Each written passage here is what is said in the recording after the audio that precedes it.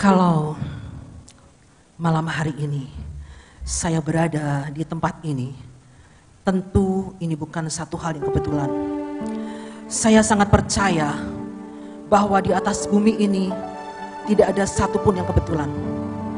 Semua apa yang terjadi adalah sesuai dengan rencananya, seturut dengan perintahnya, dan sesuai dengan kehendaknya.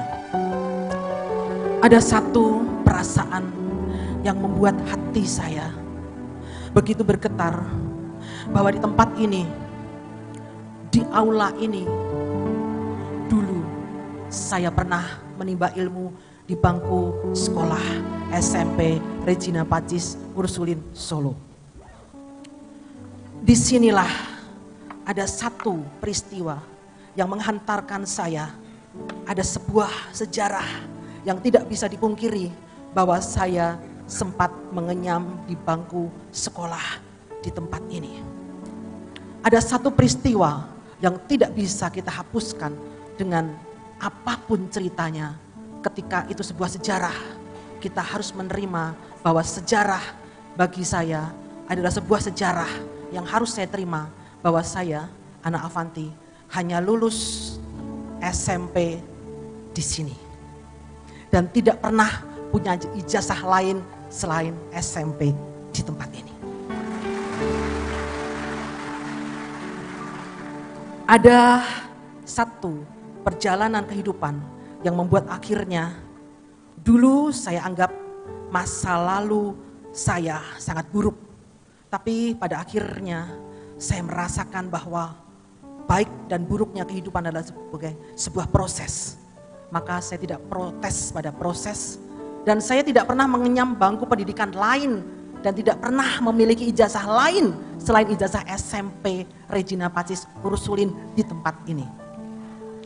Tetapi secara nalar manusia, apa sih yang bisa kita perjuangkan dengan selembar kertas ijazah SMP? Bisa buat apa selembar kertas ijazah SMP? Ternyata Tuhan itu adalah Allah yang maha. Tuhan memberkati setiap orang percaya bahwa ketika Tuhan berkehendak, kita akan dimampukan bahkan untuk sesuatu hal yang mustahil pun Tuhan izinkan itu terjadi. Dan saya tidak pernah malu mengatakan bahwa saya cuma lulus SMP dan SMP saya adalah Regina Pacis Ursulin Solo. Ada satu perjalanan kehidupan, akhirnya saya memenuhi panggilan Tuhan. Saya tidak logika, tapi ketika Tuhan menyembuhkan mami saya 1996 dari kanker, saya berjanji iman, saya memenuhi panggilan Tuhan untuk berkarya di antara yang miskin, papa, difabel, dan kaum marginal.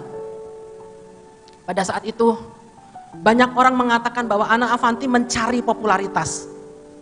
Dan saya menjawab, memang sejak kecil yang saya inginkan adalah popularitas. Mami, aku pengen populer. Kalau aku nggak populer, aku nggak didengar, aku nggak dilihat, maka jangan gampang telinganya merah ketika mendengarkan dianggap mencari popularitas. Saya ini mencari popularitas, maka saya berada di panggung ini karena saya populer. Kalau saya nggak populer, saya tidak bisa menjadi inspirasi bagi banyak orang. Dan hari ini saya ada di tempat ini. Saya ingin memberikan satu sejarah dalam kehidupan saya bahwa kelompok doa, persekutuan doa, Benedictus, Simfoni Benedictus, apa hubungannya dengan anak Avanti? Pasti banyak orang tidak tahu, tetapi beberapa tahun yang lalu ketika saya membuat sebuah konser rohani di Gereja Santo Petrus Solo. Ketika itu saat akan penutupan panitia, saya mengatakan bahwa jangan ditutup kepanitiaan ini. Sebaiknya dilanjutkan sehingga tidak menutup satu persekutuan hidup yang sudah terjalin. Dan akhirnya dilanjutkan oleh yang tercinta, Bapak yang saya cintai, Pak, mohon berdiri. juga Bu Endang berdiri. Ya. Terima kasih. Bu Esther dan Bu Aziz. Saya katakan, saya titipkan persekutuan doa ini untuk menjadi perpanjangan tangan Tuhan. Saya katakan titip persekutuan doa ini. Dan saya mengatakan kemarin bahwa tidak ada persekutuan doa yang tanpa persoalan. Semua persekutuan doa punya persoalan. Oleh karena itu, dalam setiap persekutuan doa, kita harus bisa mengendalikan diri kapan harus berbicara, kapan harus berhenti berbicara, dan kapan harus mengendalikan emosi, dan kapan harus menerima semuanya dengan baik. Kalau kita sebagai seorang Katolik, mengampuni itu bukan masalah pilihan, tetapi mengampuni adalah sebuah keputusan. Sehingga saya berharap bahwa kehadiran saya di tempat ini bisa memberikan sebuah pembaharuan hidup untuk bersama-sama menebarkan kasih yang luar biasa seperti saat ini. Semoga Simfoni Benediktus terus senantiasa maju dan menjadi saluran berkat bagi banyak orang. Terima kasih. Hari ini adalah hari yang istimewa dan saya ingin mengundang sahabat saya, seorang Romo yang sangat memberkati, yang mengubahkan hidup banyak orang, yang memberikan kepada setiap kita pandangan-pandangan hidup dari sisi lain, dari sudut pandang lain.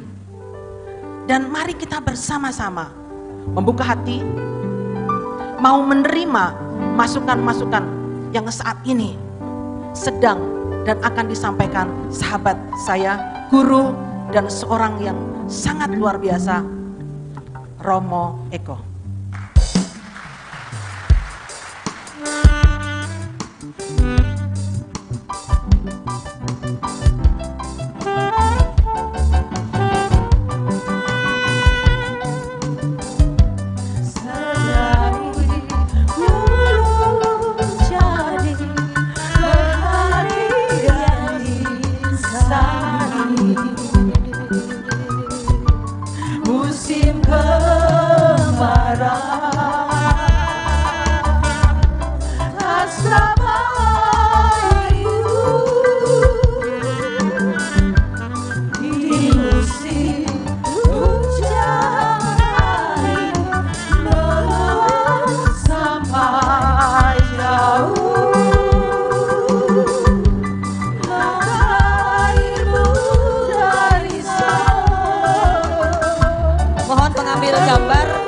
Selain yang bertugas hanya sampai di tempat saja. Mohon tidak ada yang kecuali untuk ketertiban, kecuali yang bertugas atau yang berkepentingan.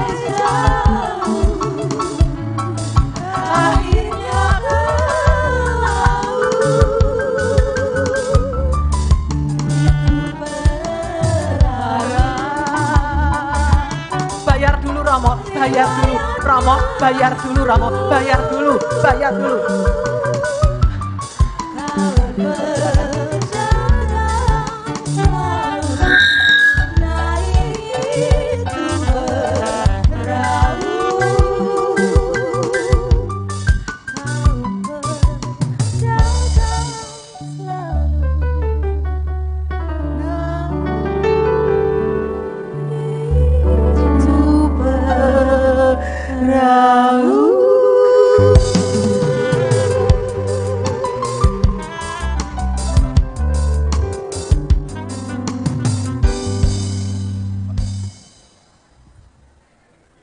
Romo, siap Bu.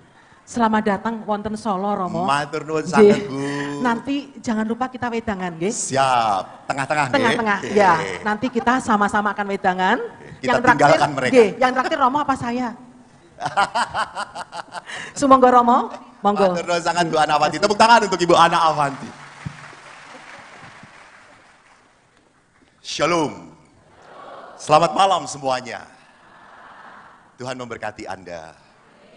Bapak Ibu yang terkasih, adalah sebuah berkat dari Tuhan kalau saya boleh berkumpul bersama Anda pada sore hari ini. Terlebih saya diminta untuk datang ke Solo. Biasanya saya ke Semarang, ke Magelang, orang Solo lari ke sana. Dan orang Solo berkali-kali, Romo ke Solo, ke Solo, ke Solo. Kok ada apa yang membuat saya sulit ke Solo? Namun tiba-tiba ada suster Ursulin dari Batu Retno. Romo, kami dari desa. Jelas suster, karena suster memang orang desa, kata saya ini. Romo, kami ingin mengundang Romo. Boleh, tapi Romo, kita ngomong pahit dulu ya Romo. Mari silahkan. Kami nggak punya tiket pesawat. Romo nanti di sini ditidur di Ursulin, tidak dapat apa-apa pulang. Bagaimana Romo? Siap. Lalu akhirnya kelompok Solo berkata, Romo bisa berangkat nggak? Bapak yang membiayai, dana mereka ya Pak ya? Ya Pastor. Dan Bapak Ibu yang terkasih, tadi malam saya memberi di Solo. Dan baru pertama kali malam hari saya tidur di antara para wanita. Antara gelisah dan nyaman. Saya membayangkan aneh-aneh, tidak, karena saya pastor. Berdoa rosario, Tuhan jauhkan aku dari percobaan. Jauhkan aku dari percobaan. Saya sudah mendengar kamar suster dikunci semuanya. Klenek, klenek, klenek, klenek. Kamar saya enggak, saya kunci. Jam 12 malam, saudara-saudara, tadi malam saya digedor dan diteriaki oleh para wanita. Romo, Romo. Gitu. Waduh, kata saya itu. Saya takut. Suster, kita digerebek oleh Hansip, kata saya itu. Tidak Romo, hujan. Kamar Romo ini bocor. Romo harus pindah. Ya Allah, kata saya itu. Jadi saudaraku, suara saya serak-serak becek karena tadi malam kehujanan. Tidur di susteran, bocor, kena tetesan air hujan. Jadi suaranya agak fals sedikit. Malam hari ini kita akan berbicara tentang, mana itunya? Saya bisa ngelihat bahan saya di mana? Sini Pak. Ah ini. Aku bangga dan cinta pada iman dan gerejaku. Tema ini diangkat oleh panitia bersama saya atas dasar apa? Keprihatinan. Apa yang memprihatinkan di dalam hidup kita? Kenapa ya? Jadi tulisannya kayak huruf Sangsekerta kayak gini. Kita kembali ke zaman Mojopahit, saudara-saudara. Anda bisa baca? Saya juga sama. Tadinya tulisannya bagus loh. Ya sudah, kita hargai orang yang kreatif. Kreatif itu kadang-kadang memang destruktif, merusak gitu ya. Semoga saya masih bisa. Banyak umat yang puas hanya seminggu sekali ke gereja, sudah kolektor, sudah datang, bisa, cukup. Dan umat pun datang ke gereja nggak ngerti apa-apa. Yang penting datang. Ingat tuh apa yang saya katakan di Bandung, saya melihat beberapa umat, kalau udah datang ke gereja, masukin tangannya ke air suci, Mah kita duduk di mana? Lalu mamanya, terserah apa saja. Anaknya ikutan, aku nggak mau di depan. Tidak mengerti apa makna dari tanda salib. Juga sama, karena biasanya dari gereja, itu orang langsung jalan-jalan. Males toh pakai baju 2 atau 3 bawa ganti. Ya sudah sekalian, tujuan utamanya gereja atau jalan-jalan? Tuhan, kalau dia mau berbohong Tuhan. Tujuan utamanya jalan-jalan. Maka dari itu, Ibu Ana Avanti ini adalah seorang ibu yang selalu mengingatkan umatnya, mbok ke gereja itu pakai baju yang sopan. Tapi saya, Ibu Ana, saya sekolah di Filipina. Filipina itu terkenal negara Katolik. Dan di sana memang lebih parah daripada Indonesia. Perempuannya yang sini naik, yang ini turun. Duduk di depan, ngangkang. Romonya pening toh ya. God be with you. Jadi lihat, jangan pernah sampai tata busana kita merusak pertemuan manusia dengan Allah. Jadi kita ini kan isinya cuma ngedumel di gereja. Maka saya juga sering mengingatkan, lektor pakai sepatu mbok yang tenang. Jangan pakai sepatu udah klotak, klotak, klotak, klotak. Dan mengapa lektor sekarang memakai jubah? Supaya tidak menjadi batu sandungan. Maka mereka memakai baju liturgis. Sebetulnya sih tidak harus pakai baju yang biasa bagus. Tetapi yang namanya lektor, wah yang bertugas tidak datang, sedang apa? Sedang nunggu kucingnya hamil. Saya menggantikan. Harus, padahal saya pakai rok. Itulah sebabnya kenapa mereka memakai busana liturgi. Nah di situ, apa yang saya melihat bahwa seringkali perjumpaan kita di dalam liturgi dengan Allah tidak kita sadari. Perhatikan, di sini ada nggak misa penyembuhan? Ada nggak misa penyembuhan? Oh kok ada yang begini, ada yang ngomong ada. Ada. Dulu ada. Misa penyembuhan, seringkali umat itu datang misa penyembuhan jam 7, jam 5 sudah penuh. Karena mereka intensinya apa? Ingin sembuh. Dan memang dalam misa itu ada beberapa orang yang dijamah oleh Allah. Sekarang ini misa penyembuhan sudah dikurangi. Kenapa? Karena setiap misa itu penyembuhan. Lalu mungkin umat bertanya, tapi pastor saya tidak merasa disembuhkan pastor. Saya malah tambah ngantuk pastor. Apalagi umat ini kan kalau udah duduk pas dengar bel, teng, lihat romonya. Wah yang ini. Pasti lama khotbahnya. Lalu ngomong ke suaminya, Pak, apes. Kata saya juga jangan sekarang bisanya. Gitu ya. Jadi dengan imamnya saja saya sudah, dalam bahasa Jawa benar atau tidak? Maidu. Betul toh? Dengan imamnya sudah maidu, bagaimana? Maaf saya lahir di Bandung. Ya udah kayak gitu. Bagaimana mungkin bertemu dengan Allah? Sudah meragukan imamnya. Jadi kita seringkali memasuki gereja nggak ngerti apa-apa. Sama dengan sakramen pengampunan, rekonsiliasi. Sakramen rekonsiliasi, saya kalau di Bandung saudara-saudara. Tanya Suster Ursulin. Natal Paskah, saya bisa duduk di tempat pengampunan 4 jam. Begitu banyak sekali umat. Sampai capek kita. Saya pindah ke tebing tinggi. Di Medan, kota Medan. Tapi tidak di kotanya, 86 km. Mau Paskah yang lalu, tahun lalu. Sakramen pengampunan untuk umat. Saya datang, jam berapa kita? Jam 5. Saya udah turun, pakai jubah. Pastor-pastor yang lain, ngapain kok? Sakramen pengampunan. Yang sana-sana duluan. Melayani umat harus semangat coy. Silakan.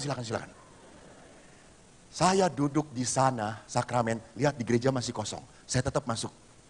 1 jam, yang datang cuma lalat dan nyamuk doang. Saya baru sadar, lalat dan nyamuk di paroki saya, orangnya adalah yang paling berdosa daripada manusia gitu. Dan 2 jam nunggu, hanya 2 orang pengampunan dosanya. Dan yang lucu, pengampunan dosa, kan tidak boleh mengatakan, toh, tapi inang lucu tua-tua gitu. Romo, mau mengaku dosa? Boleh Inang, silakan. Di mana Romo? Ya di situ kata saya itu. Tidak boleh dekat Romo kah? Tidak boleh kata saya itu. Begini Romo, saya sudah lama tidak mengaku dosa. Dosa saya ini Romo gini ya, suami saya itu menjengkelkan Romo. Suami saya itu susah diatur. Suami saya itu perginya ke kedai, mabuk terus Romo. Suami saya itu kalau pulang mabuk, selalu memukul saya jengkel, saya marah. Itu dosa-dosa saya Romo. Lalu saya berkata, Ibu dengan demikian saya ampuni dosa suami ibu. Lalu ibu itu berkata, dosa saya bertambah. Bapak Ibu, seringkali kita melihat sakramen pengampunan sebagai sakramen laporan dosa. Bukan. Sakramen pengampunan adalah sakramen perdamaian. Nah, pengetahuan ini begitu minim sehingga kita tidak pernah bisa mengambil manfaat besar dari sakramen dan berkat-berkat yang disediakan oleh gereja. Maka banyak sekali umat itu yang selalu menyalahkan gereja. Gereja kita tidak menarik, liturginya tidak menarik, kurnya fals. Kan di gereja itu kan terlalu banyak komentator, toh, betul ya. Tapi kalau, ya nggak menarik, coba ibu yang kur, nggak bisa saya. Ya udah jangan komentar kalau begitu. Jadi banyak sekali orang yang mudah komentar, tetapi untuk berpartisipasi tidak mau. Maka sekarang, mari bagaimana kita mencoba untuk melihat bahwa orang-orang pun mempertanyakan, orang yang rajin ke gereja pun belum tentu hidupnya baik dan benar. Tidak ada teladan. Dia ke gereja doanya kenceng, tetapi berdosanya pun lebih kenceng. Jadi tidak ada sinkronisasi antara hidup doa dan hidup kasih. Atau juga orang-orang banyak yang mengatakan, wah di dalam gereja Katolik itu sudah terlalu banyak dosa. Pemimpinnya juga sama. Pastor-pastornya juga banyak yang homo. Banyak yang abuse. Langsung semua itu menjadi apa? Menjadi geram membuat orang malas ke gereja. Maka Bapak Ibu yang terkasih, kalau kita coba melihat keprihatinan dengan keprihatinan ini, pertanyaan saya, kita itu ke gereja cari kesenangan, cari kepuasan, atau cari keselamatan? Saya nggak mau Anda menjawab, renungkan saja. Anda ini overaktif gitu ya. Jadi perhatikan, saya ke gereja itu bukan cari kesenangan. Saya ke gereja itu bukan cari hal-hal yang membuat saya senang ketawa. Salah. Saya ke gereja adalah cari keselamatan. Dan Tuhan menyediakan keselamatan itu lewat sakramennya. Sakramennya. Oleh karena itu gereja selalu mengatakan, umat sebelum ke gereja puasa dulu. 1 jam sebelum menyambut minimal. Supaya ada persiapan batin. Datang, jangan pas romonya datang, belum mulai. Ayo sama-sama. Bersiaplah, duduk dahulu, berdoa pribadi. Siapkan hati. Jadi ingat, misa itu bukan masuk restoran. Yang kita tinggal order, mau makan ini, makan ini, makan ini, nikmati. Tidak, bukan. Perayaan Ekaristi adalah merayakan. Jadi saya pun harus terlibat. Saya paling jengkel kalau misalnya di Katedral Bandung, jauh seperti ini. Dan banyak sekali umatnya, dukun semuanya. Kenapa dukun? Kalau saya katakan, Tuhan bersamamu. Inilah Injil Yesus. Damai Tuhan bersamamu. Partisipasinya cuma setengah.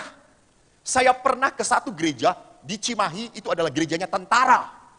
Dan oma-omanya juga duduk di depan semangat. Saya kalau Tuhan bersamamu dan bersama rohmu. Wah, semangat sekali. Inilah Injil Yesus Kristus menurut Yohanes. Terpujilah Kristus. Langsung. Damai Tuhan bersamamu dan bersama rohmu pula. Wow, kata saya. Nyanyi pun semangat. Gitu ya. Apalagi nyanyi pun, saudara mari semua hadaplah. Itu bukan saudara mari semua hadaplah. Altar tuh geser sedikit, Tuhan kita sono sambut. Tidak ada sebuah api roh. Kita merayakan. Coba bayangkan Pak, kalau Bapak merayakan ulang tahun Bapak mengundang beberapa orang. Ayo kita berdiri, kita nyanyikan happy birthday to you. Happy birthday. Lalu yang diundangin cuma duduk. Saya yakin Bapak akan meracun orang-orang itu. Jadi jangan pernah lupa, masuk ke dalam sakramen Ekaristi, kita bukan masuk restoran. Kita masuk ke dalam perayaan. Kita mau merayakan. Nah, sekarang mari kita lihat. Gereja yang sejati itu seperti apa? Saya bisa bangga kepada gereja kita, kepada gereja yang sudah kita imani, bercirikan satu, kudus, katolik, dan apostolik. Apa artinya? Nanti setelah istirahat dirubah lagi ya, itunya apa namanya, hurufnya. Asli gua nggak bisa baca apa-apa ini. Saya baca saja apa yang tertulis di sini. Nanti yang merubah suruh di ke depan. 4 tanda. Ini ngajak perang ini rupanya yang. Minta di slide. 4 tanda gereja yang sejati. Yaitu pertama adalah gereja itu satu. Apa artinya gereja satu? Apa artinya coba? Apa?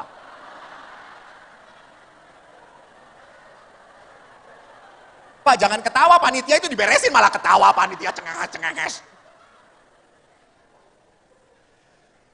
Kesatuan gereja itu dilihat.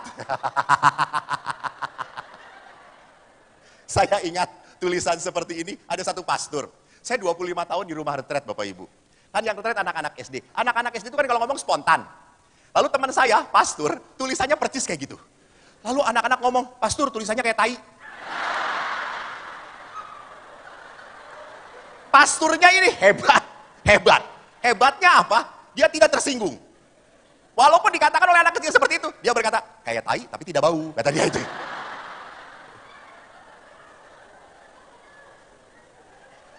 Jadi mari kita lihat tulisannya. Sudah nanti saja dirubahnya. Mau digini-gini berhenti gimana toh? Pertama, gereja kita adalah satu. Apa yang menyebabkan kita satu? kita punya satu iman dan pengajaran. Seluruh gereja Katolik pengajarannya hanya satu. Bapak Paus berbicara apa sampai desa. Pintar. Ini aslinya. Ini susah, makanya kalau yang bertugas dibayar dulu, jangan nanti bayarannya. Tapi kok udah apostolik satu dulu, ini kok enggak jalan ininya. Satu lagi. Oke, bablasan. Seminar kita ini gratis atau bayar? Gratis ya? Oh pantesan. Kesatuan gereja Katolik ditunjukkan oleh apa? Kesatuan iman dan pengajaran. Jadi Bapak Paus berbicara apapun, sampai ke desa Batu Retno sama suaranya. Iman yang dirayakan pun kita punya iman kepada Allah Tritunggal, semua gereja Katolik mengimani hal yang sama. Coba saya tanya sekarang kepada yang duduk paling depan. Pada tanggal 1 Januari gereja merayakan hari raya apa, Pak? Terima kasih, Pak. Santa Maria Bunda Allah, betul Bapak. Tepuk tangan untuk Bapak. Bapak menjawab dalam hati dan saya tangkap. Maria Bunda Allah pada tanggal 1 Desember, Theotokos, itu diimani dan itu terjadi di seluruh gereja Katolik. Ini kesatuan. Kedua, liturgi, sakramen. Bapak Ibu ngikut liturgi dimanapun sampai Anda ke ujung mana kutub utara di gereja Katolik, selama itu gereja Katolik Roma, liturginya sama. Tidak mungkin, bisa jadi mungkin ya, pasturnya mau membuat supaya umat senang. Acara pertama langsung, Bapak Ibu yang terkasih, selamat datang di gereja kita. Tuhan itu baik saudara-saudara. Amin, amin. Mari kita menerima berkat penutup dari Tuhan. Umat senang banget kalau misa tanpa kolekte, toh. Jadi Bapak Ibu yang terkasih lihat, liturgi dimanapun, di gereja manapun akan selalu sama. Sakramen pun demikian. Kepemimpinan pun sama. Bahwa dimanapun ada, selalu ada Bapak Uskup yang berwenang di dalam administrasi, di dalam wilayahnya. Bapak Uskup itu pun kalau Anda nanti perhatikan, coba carilah. Bapak Uskup kalau pegang tongkat keuskupannya, di dalam uskup dan di luar daerah keuskupannya berbeda. Bahkan mitranya pun berbeda. Kalau Monsinyur Robertus di Semarang akan pakai dengan temanya beliau. Apa temanya beliau? Suster apa suster? Motonya beliau. Motonya beliau adalah lali aku. Tapi kalau Bapak Monsinyur ini pergi ke Bandung, tidak boleh dipakai. Karena bukan kuasanya, itu kepemimpinan selalu sama. Maka kesatuan ini ditunjukkan oleh apa? Oleh kesamaan di dalam aturan. Kudus. Apa artinya kudus? Gereja menjadi kudus bukan berarti gereja itu terdiri orang-orang kudus semuanya. Bukan. Gereja itu kudus karena gereja menjadi sumber kekudusan dan menghantar umat kepada kekudusan.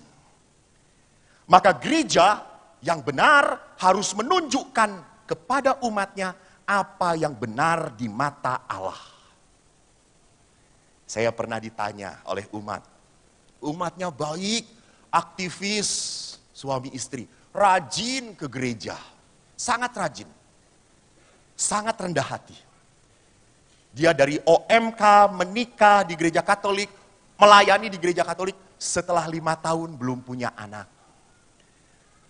Lalu pasangan ini bertanya kepada imam, Romo, boleh nggak bayi tabung? Kami sudah lama ingin merindukan anak. Ingat, walaupun Romo tahu ini aktivis, walaupun Romo tahu bahwa orang ini adalah orang Katolik yang sangat taat, dia tidak bisa. Aduh nggak enak hati, puhau ise. Ini orang yang rajin, udahlah boleh. Tidak boleh. Seorang imam harus mengantar umat pada kebenaran yang diajarkan oleh gereja Katolik. Jadi tidak siapapun, mau yang tidak aktif, mau aktif pun kalau tidak. Ini. Karena apa? Karena gereja mau membawa manusianya kepada kekudusan. Maka seorang imam, tolonglah, saya selalu ngomong pada umat, tolong imam jangan disogok-sogok. Sampai akhirnya nggak enak hati. Ya boleh. Tidak boleh. Selama gereja mengatakan tidak, imam harus konsisten. Tidak. Maka seringkali kan juga tidak enakan. Toh saya itu, Bapak Ibu, diminta memberi renungan di mana-mana. Saya paling senang kalau yang memintanya bapak-bapak. Karena apa? Kalau bapak-bapak, pastor tanggal sekian bisa nggak? Nggak bisa. Oh ya sudah, selesai urusan. Saya nggak repot lagi buka WA dari bapak itu. Hapus, selesai. Kalau ibu-ibu, saudara-saudara, sampai saya muntaber. Romo bisa enggak? Enggak bisa, Bu. Kalau tanggal segini, enggak bisa juga. Kalau tanggal segini, enggak bisa. Romo bisanya kapan? Kampret enggak kata saya itu. Saya jadi enggak enak hati ibu ini terus minta. Termasuk yang ke Solo ini. Akhirnya yang enggak enaknya, ya wes, bisa. Gitu ya. Jadi jangan posisikan imam, maaf, para umat, jangan posisikan imam sampai imam itu tidak bisa lagi mengatakan kebenaran. Karena seorang imam ditahbiskan untuk membawa umat sampai pada Tuhan.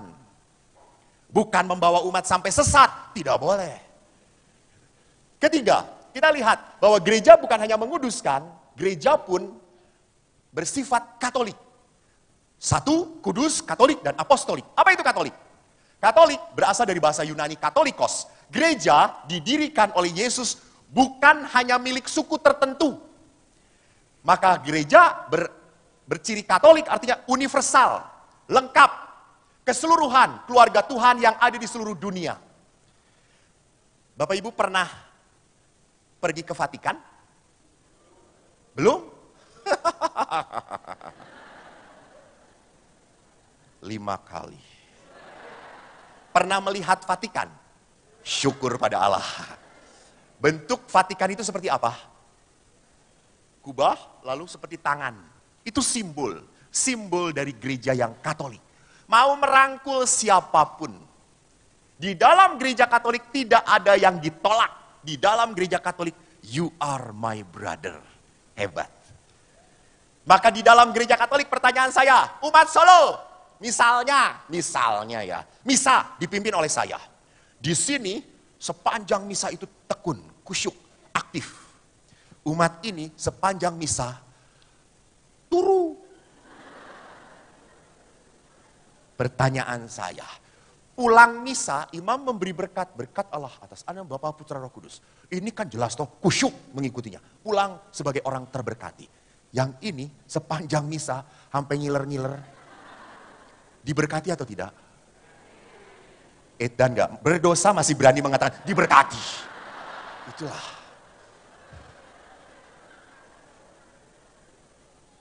Diberkati atau tidak? Itu baiknya Tuhan. Tuhan itu tidak pernah memilih-milih. Maka saya pun sama, kalau misa ada yang tidur, saya tidak pernah tersinggung. Itu anaknya Tuhan juga. Betul, saya malah bahagia, mungkin dia tidak bisa tidur di rumah Allah bisa tertidur. Syukur pada Allah toh. Jadi Bapak Ibu yang terkasih, lihat, di dalam gereja, kenapa kita mengatakan, ini umat Tuhan. Yang semangat misanya, umat Tuhan. Yang tidak semangat menjawab, umat Tuhan. Yang datang pas mau komuni, ya umat Tuhan. Diberkati, ya diberkati. Itu berkat Allah tidak pernah tergantung pada hidup kita seperti apa. Allah memberi gratis. Maka gratis itu dari kata gracia, rahmat, pemberian dari Tuhan. Nah, kalau tadi dikatakan bahwa Katolik itu adalah gereja yang merangkul semua orang, maka gereja pun bersifat apostolik. Dibangun atas dasar para rasul sejak pertama dan begitu bertahan sampai sekarang, kita masih diajar, dikuduskan, dibimbing oleh para rasul. Lewat siapa? Bapak Suci, Paus. Beliau adalah pengganti Rasul Petrus. Yohanes. Ini. Kalau kerajaan Allah ngikutin romonya itu kayak gitu, tersesat jadinya. Gitu. Jadi kita sampai sekarang masih dibimbing, diarahkan oleh rasul-rasul yang diwakili oleh Bapak Suci Paus. Inilah ciri khas dari gereja kita. Satu, kudus, katolik, dan apostolik. Jadi kalau kita melihat ini semua sebagai kekayaan gereja, kita harus bangga. Kita didasarkan, gereja kita didasarkan atas kebenaran. Dan jangan pernah lupa, beratus-ratus abad, banyak orang yang berani mati karena imannya. Siapa mereka? Santo Santa. Sampai sekarang masih ada Santo Santa? Masih. Santa Teresa dari Kalkuta. Santo Yohanes Paulus. Masih ada orang-orang kudus tahun-tahun ini. Masih. Jadi jangan berpikir bahwa orang kudus itu di zaman-zaman dulu. Tidak. Sekarang pun masih ada orang kudus. Bahkan saya sering kali bertemu dengan para ibu-ibu yang sangat setia mencintai suaminya. Padahal suaminya, ya Tuhanku Yesus, hancur berantakan. Udah tubuhnya nggak jelas, apalagi tindakannya. Tetapi ibu ini tetap setia. Ini orang kudus. Tidak perlu diangkat sampai dia dijadikan satu. Tidak. Tetapi kehidupannya sudah dibawa oleh gereja sampai kekudusan. Nah, untuk sampai kekudusan, gereja memberi sarana pada kita. Apa sarana-sarana itu? Sarana-sarana yang ada di dalam gereja adalah sakramen. Ini saya nggak jalan, Mas. Sakramen. Apa itu sakramen? Ada berapa sakramen di Solo ini? Oh sama ya, 7 ya. Saya pikirkan gerejanya berbeda gitu ya. Ada 7 betul. Ada 7 sakramen di dalam gereja. Pertama, sakramen ini untuk apa? Coba next. Saya jadi ngomong ya. Next. 7 sakramen merupakan tanda yang menyampaikan rahmat dan kasih Tuhan secara nyata. Jadi sakramen itu bukan hanya tanda, tetapi juga melalui sakramen Allah mengirimkan Roh Kudus untuk menyembuhkan, memberi makan, dan menguatkan kita. Maka Bapak Ibu, umumnya kalau orang setelah masuk ke sakramen pengampunan, apa yang dirasakan? Lega, bebas, sukacita. Walaupun ada anak-anak di rumah retret, lucu sekali. Kan rumah retret biasanya ditutup dengan pengampunan, sakramen pengampunan. Lalu anak itu kan bisa 70 pengampunan dosa. Kami hanya menyediakan 3 pastor. Ada satu pastor teman saya ini, pastornya galak sekali. Kita selalu minta tolong dong memberi sakramen. Tetapi dia selalu cepat selesai. Saya nggak ngerti kenapa dia cepat. Baru saya tahu setelah saya dilaporin oleh anak-anak. Karena anak-anak yang ngantri ke saya banyak, ke teman saya banyak, ke pastor itu sedikit. Kenapa? Karena anak-anak selesai pengampunan langsung keluar. Waduh, kenapa lu? Hukumannya Rosario.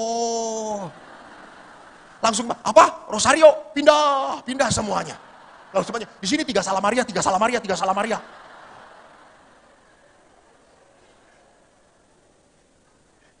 Jadi penitensi itu menjadi beban bagi mereka gitu ya. Bukan menjadi saat pertobatan bahwa saya ini denda dosa yang harus saya buat. Ini sebagai denda, Allah sudah mengampuni saya membuat denda ini. Tetapi dia beban gitu ya. Dan pastor itu selalu senang. Rosario kamu, jalan salib kamu, anak-anak ada waduh. Jadi sakramen sekali lagi bukan hanya tanda, tetapi melalui sakramen Allah mengirimkan kekuatan. Bapak Ibu, saya menjadi imam seringkali terlalu manusiawi. Artinya apa? Kadang-kadang dalam pelayanan pun ada kemalasannya. Apalagi waktu saya di rumah retret. Di rumah retret saya tidak punya umat.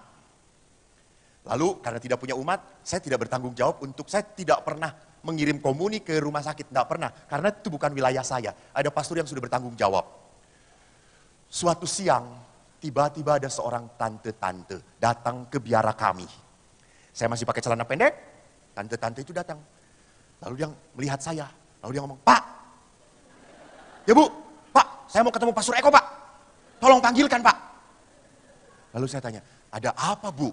Pak, mami saya itu sakit parah, sakit sekali. Mami saya itu dulu dekat sekali dengan Pastor Eko. Terus saya tanya, Ibu tahu Pastor Eko? Saya tahu sekali, saya kenal Pastor Eko. Oh baik Bu. Terus kenapa Bu? Saya mau Pastor Eko mendoakan Mama. Loh, Ibu kan ada parokinya. Sudah didoakan oleh pastor paroki. Tapi saya ingin Mama didoakan oleh Pastor Eko. Oh baik Bu. Ibu tunggu dulu di sini. Saya akan panggil Pastor Ekonya Bu. Ya, silakan cepat ya Pak. Baik Bu. Gitu ya. Saya masuk kamar. Terus saya kan nanti sore mau memberi retret anak-anak, capek toh. Alah, sudahlah, tinggal ngomong aja, Bu, Pastor Ekonya nggak ada. Oh, ibu itu tidak kenal saya. Saya dalam hati sudah mengatakan, ngomong aja tidak ada. Pas keluar, di samping kamar saya itu selalu ada patung Bunda Maria. Pada saat saya mau buka pintu, saya ngelihat patung Bunda Maria. Dan Bunda Maria, dosa. Dosa. Oh alah, kata saya itu. Akhirnya saya buka, saya keluar tamu lagi, si ibu itu udah berdiri. Pak, mana Pastor Eko? Saya Pastor Eko, kata saya itu. Loh Pastor kok beda sih wajahnya? Alah beda-beda kata saya. Ibu udah kenal. Pastor tolong Pastor, mama saya sakit Pastor, ayo tolong Pastor. Bu, kan itu sudah ada di wilayahnya. Enggak Pastor, saya ingin sekali Pastor. Baiklah Bu, Pastor ikut mobil saya. Enggak, saya mau naik motor aja, biar cepet. Saya jengkel jujur. Lalu akhirnya saya pakai jubah, pakai baju, pakai jaket, lalu ambil alat-alat sakramen. Saya pergi, saya naik motor. Ibu itu di depan naik mobil. Jujur saya jengkel. Siapa suruh saya jadi pastor? Repot jadinya, kata saya itu. Ibu centil lagi. Gitu. Terus saya jengkel terus betul. Sampai akhirnya sampai rumah dia, saya parkir motor saya. Lalu ibu itu, ayo Pastor masuk Pastor. Rupanya di rumah sudah berkeliling anak-anaknya. Saya melihat ibunya, kasihan sekali, selang di mana-mana. Lalu saya berkata, baik mari kita berdoa. Saya doakan, saya beri sakramen minyak suci. Setelah berdoa saya berkata, Oma, Tuhan memberkati ya Oma ya. Lalu si Oma itu berkata, terima kasih Pastor. Ya, Bapak Ibu, setelah keluar dari kamar Oma itu, ibu itu berkata, Pastor kita makan dulu. Dah, saya mau ngisi retret lagi, sudah saya mau pulang. Saya pulang, baru starter motor, hujan deras sekali. Saya tetap pulang. Ibu itu padahal mengatakan, udah Pastor taruh motor di sini, nanti saya antar. Enggak, saya enggak mau ketemu ibu lagi, sudah cukup Bu. Lalu saya naik motor, jujur saya bahagia sekali. Tuhan terima kasih, saya boleh membuat senang seorang Oma. Saya terima kasih Tuhan, terima kasih. Saya pulang, walaupun hujan deras, sukacita sekali hati saya. Sampai ke rumah, Anda tahu toh nasib pastor, tidak ada yang menyambut. Kubuka semua yang basah, teh anget kubuat sendirian. Dan saya berkata, kok minum dulu ya, yang anget-anget, biar sehat ya kok ya, gitu minum. Setelah itu, tiba-tiba handphone saya berbunyi. Saya lihat saya tidak kenal. Lalu saya tanya, halo Romo, ya ini tadi saya yang minta Romo perminyakan. Oh ya Bu, kenapa Bu? Terima kasih Romo ya, Romo pulang, Oma meninggal Romo. Lalu saya berkata, syukur pada Allah. Lihat, kadang-kadang Tuhan mau memakai saya. Kadang-kadang, tidak selamanya, terserah Tuhan toh. Saya pun di rumah retret, seringkali banyak orang yang retret, banyak yang bertobat, enggak ada. Saya juga jamin setelah Anda ikut seminar ini, apakah pulang dengan bertobat? Enggak mungkin gitu ya. Pertanyaannya apakah sia-sia? Tidak. Tugas saya menanam, melemparkan. Anda tersentuh atau tidak, itu tugasnya Tuhan. Tuhan sentuh mereka. Kalau tidak, ya sudah, paling-paling saya tidak diundang lagi di Solo. Syukur pada Allah. Bapak Ibu yang terkasih, lihat di sini bahwa sakramen itu adalah tanda yang membawa berkat dalam hidup kita. Maka kalau kita mengikuti Ekaristi, kita sadar ini semua adalah saat bagi kita untuk diberi makan oleh Tuhan. Dan liturgi gereja itu indah, tidak hanya ngomong, ada dengar suara, ya toh? Ingat, perarakan diiringi oleh nyanyian pembuka.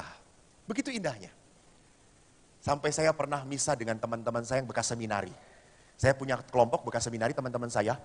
Mereka semua beberapa sudah menemukan jalan hidup yang benar. Maka mereka membawa pasangan dan anak-anaknya. Saya salah satu yang masih tersesat. Waktu itu saya mimpin misa dengan anak-anak dari teman-teman saya. Duduklah mereka di depan. Misa kita di lapangan. Lalu saya kan mau konsekrasi. Lalu saya berkata, inilah tubuhku yang dikurbankan bagimu. Saya angkat tubuh Kristus. Tiba-tiba anak yang di depan, dia angkat tangannya.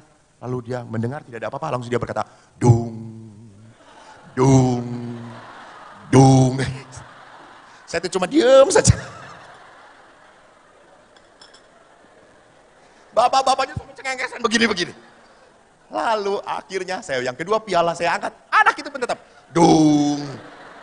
Lalu saya bungkuk. Kring.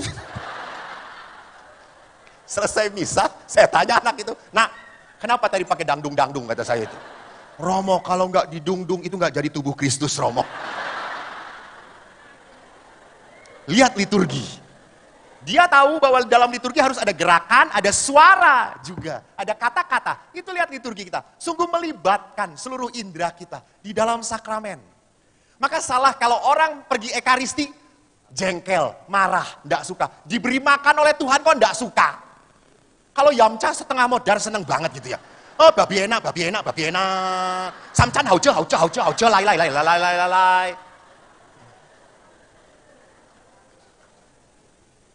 Kita dalam ekaristi diberi makan oleh Tuhan. Kenapa kita sampai menolak?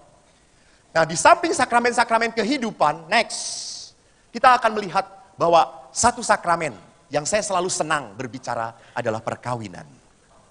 Pertama, karena saya tidak kawin. Dulu, saya berpikir orang yang tidak kawin itu hebat. Suster itu hebat, pastor itu hebat. Setelah saya kuliah di Filipina tentang hidup berkeluarga, yang hebat itu orang yang menikah.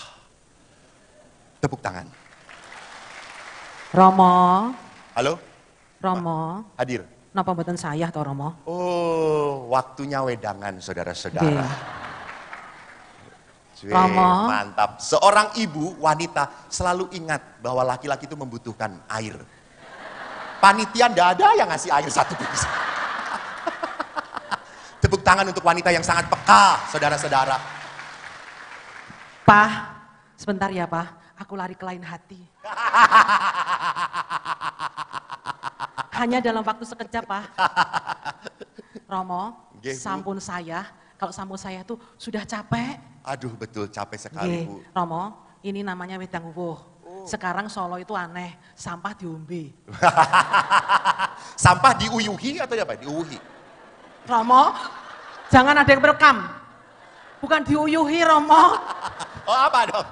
Ini diwedangi. Oh diwedangi. Nggih. Maka disebutnya?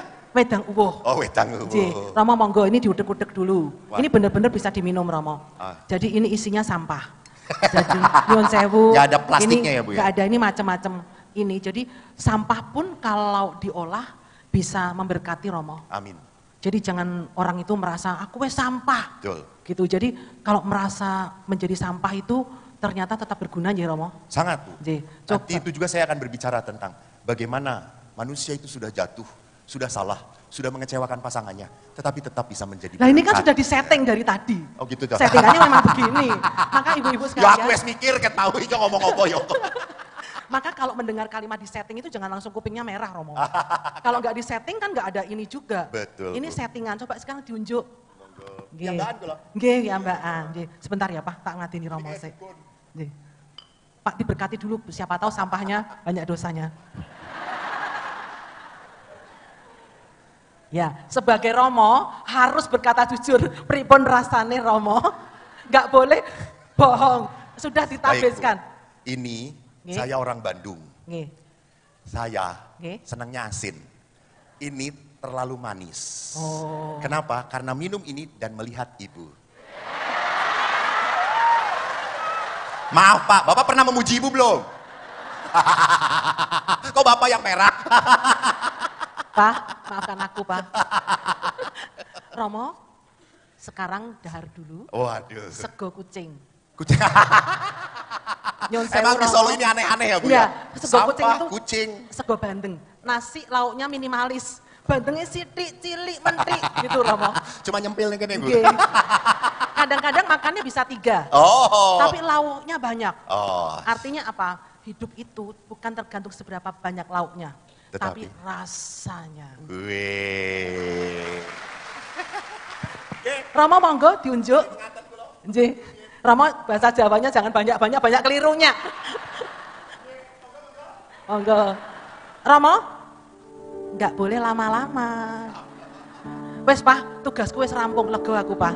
Aku kembali kepada hatimu lagi. Wes, kita menantikan Romo kembali hadir di tempat ini. Dan perlu saya sampaikan bahwa acara ini dari Persekutuan Doa Simfoni Benediktus untuk Simfoni Benediktus dan untuk umat semuanya. Tepuk tangan untuk Simfoni Benediktus. Termasuk kolektornya juga nanti untuk mengembangkan Persekutuan Doa Simfoni Benediktus. Tepuk tangan. Romo. Hadir. Loh, nah sudah lebih segar. Oke, sudah. Makan nasi kucing rebutan dengan kucing. Tadi Romo sudah makan nasi kucing. Sudah. Rasanya sama dengan kucing. Betul. Jadi nanti saya bisa mengaum seperti kucing. Romo, ini waktu yang sungguh berharga buat Terima kasih. kami. Ya. Boleh mendengarkan kisi-kisi hati Katolik itu kayak apa. Terus ngisinya kayak apa. Supaya Katolik itu tidak hanya pelayanan di dalam gereja dengan aktivitas aktif dalam pelayanan gereja, Ya. tetapi juga aktif merawat diri sendiri, Romo. Benar. Merawat betul. kata-kata yang keluar. Betul. Orang Katolik kok ngomongnya rapi, Romo, kadang-kadang. Nggak apa itu nggak bagus. Nah Oh. sekarang dengan adanya begitu banyak pewartaan, kami lebih hati-hati menjadi Katolik yang 100% baik. Tepuk tangan. Iya. Amin. Betul, Bu. Betul nggih Romo? Ya, betul. Semoga kehadiran Romo ini memberkati dan membenahi kami, Romo. Amin. Supaya lebih baik. Monggo Amin. silahkan nanti Terima kasih. dilanjut kembali. Nanti wedangan lagi nggih Romo nanti. Siap. Sampai subuh. Monggo, matur nuwun, Bu. Ibu Sami-sami. Ana Avanti sekali lagi. Bapak Ibu yang terkasih, kalau tadi Ibu Ana Avanti mengatakan, mari kita juga coba menata kembali. Saya tidak akan mungkin membahas semua kekayaan gereja Katolik hanya dalam waktu satu malam. Ini hanya percikan yang harus membuat Bapak Ibu ingin tahu. Karena makin tahu, makin mencintai, makin menyayangi. Ini salah satu yang paling berharga dalam hidup saya adalah iman saya. Karena malam hari ini tadi saya sudah mengawali bahwa yang mau kita coba tata adalah hidup perkawinan. Gereja mengajarkan apa tentang hidup perkawinan? Jadi hidup perkawinan itu panggilan. Artinya tidak setiap orang bisa menikah, mampu menikah. Tadi saya katakan bahwa dulu saya berpikir orang yang tidak menikah itu hebat. Setelah saya belajar, saya mengatakan orang yang menikah itu hebat. Bertahun-tahun harus dengan pasangan yang sama. Edanra. Blenger. Tapi bagaimana justru Bapak Ibu, saya waktu berpikir, misalnya saya harus hidup bersama dengan dia 50 tahun. 50 tahun dengan orang yang sama. Kalau kita nggak punya pekerjaan, saling lihatin satu sama lain. Malah padu nantinya. Gitu ya. Maka kita harus bisa merawat cinta, mengungkapkan kasih. Dan supaya kita bisa merawat cinta dan mengungkapkan kasih, kita harus mengerti bahwa tadi, hidup perkawinan panggilan. Jadi kalau panggilan, Anda dipanggil oleh Allah untuk hidup bersama dengan Dia. Saya selalu berkata dalam seminar-seminar saya memberkati perkawinan sudah banyak kali. Romo juga sama nggih. Tetapi saya diberkati belum pernah. Dan seringkali saya menemukan waktu pemberkatan, laki-lakinya ganteng, gagah, perempuannya, ya Tuhanku Yesus. Saya aja nggak cinta. Saya aja nggak tertarik. Lalu saya tanya laki-lakinya, betul kamu mau menikah dengan dia? Betul Romo. Nggak salah, enggak Romo. Apa bagusnya? Dia mengatakan, Romo tidak melihat yang saya lihat Romo. Itu Tuhan menanamkan. Tuhan menanamkan. Rasa kagum, rasa sayang sejak awal. Hanya sayangnya lama-lama perkawinan kekaguman itu hilang. Betul, apalagi ibu-ibu tolong, supaya Anda sayang dengan suami Anda, tolong malam ini lakukan apa yang saya katakan. Coba bangun jam 1:30, lihat suami Anda tidur, lucu sekali, betul, kayak bayi tidur, bayi raksasa. Oh.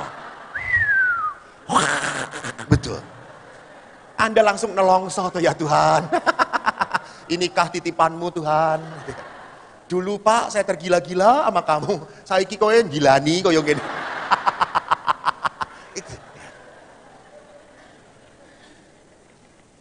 Bagaimanapun sejengkelnya wanita kalau melihat suaminya seperti itu, akan luluh hatinya. Kenapa? Karena panggilan. Karena Allah menanamkan kasih di dalam hati Anda. Maka saya selalu mengatakan, coba Bapak Ibu, Ibu-ibu. Ini pertanyaan yang selalu saya senang sekali nanyain. Ibu-ibu. Terima kasih. Tanya saya, lebih sedih mana? Kehilangan suami atau kehilangan orang tua Anda?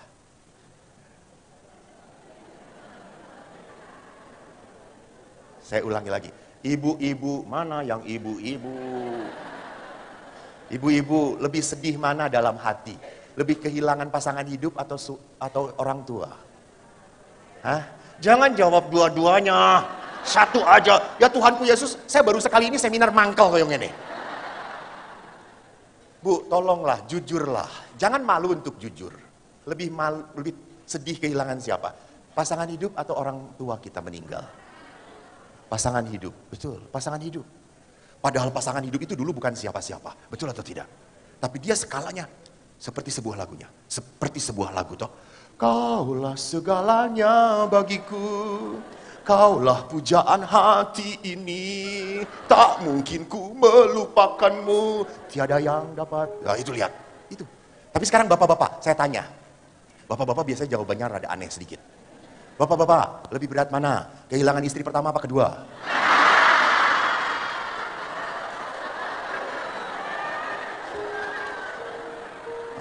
Syukur pada Allah, para bapak ini tidak ada yang menjawab satupun.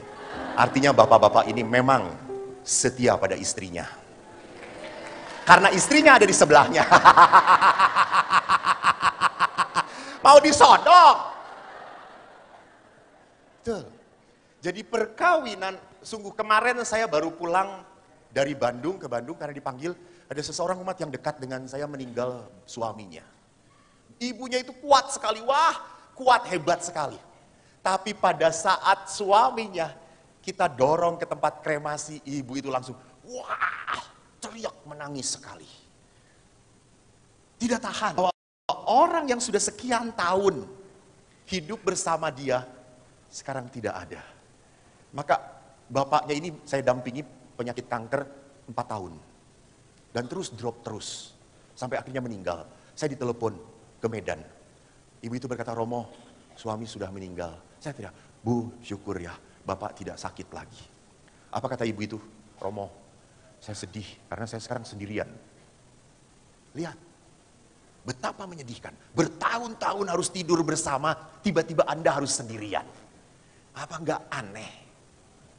Saya pernah tidur berdua, aneh saya.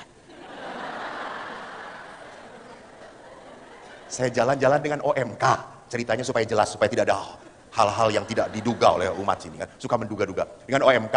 Lalu kita pesan hotel sedikit sekali. Saya akhirnya berempat. Lalu yang 2 di sana, 2 satu ranjang dengan saya. Tapi kita pinggir. Tiba-tiba tengah-tengah, dia itu balik mungkin. Lalu kaki saya itu kesentuh dia. Langsung saya kayak, siapa itu? Katanya. Saya tidak pernah disentuh orang selama tidur gitu ya. Kaget saya. Tapi sekarang Anda, kalau sudah begitu lama berdua selalu bersama, tiba-tiba kehilangan. Lihat betapa sakitnya, betapa pedihnya. Maka dalam seminar saya selalu mengajak Bapak Ibu, tolong bicara berdua. Coba diskusi, siapa duluan dipanggil Tuhan? Betul. Loh, bukan menakuti, bukan. Tidak tahu. Kita harus siap-siap. Jangan sampai kematian tiba-tiba. Kita harus siap-siap. Dan memang para istri selalu kalau disuruh ngomong kayak gitu, menangis. Dan dia mengatakan, aduh gak kuat kalau kamu duluan. Enggak, saya duluan aja. Saya duluan, saya gak akan kuat kehilangan kamu. Dan suami selalu berkata, ya silakan.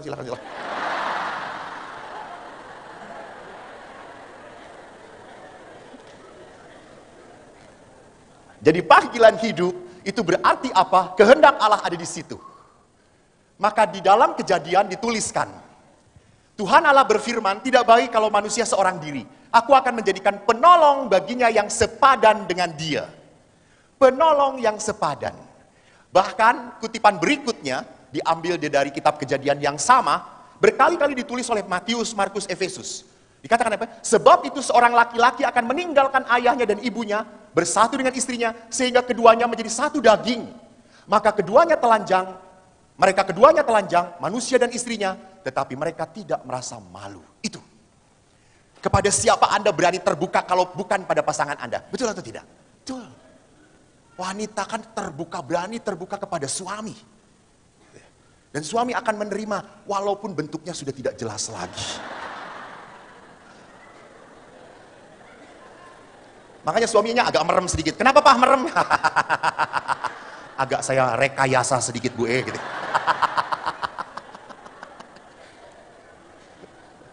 Suster jangan tertawa. Masa suster tahu?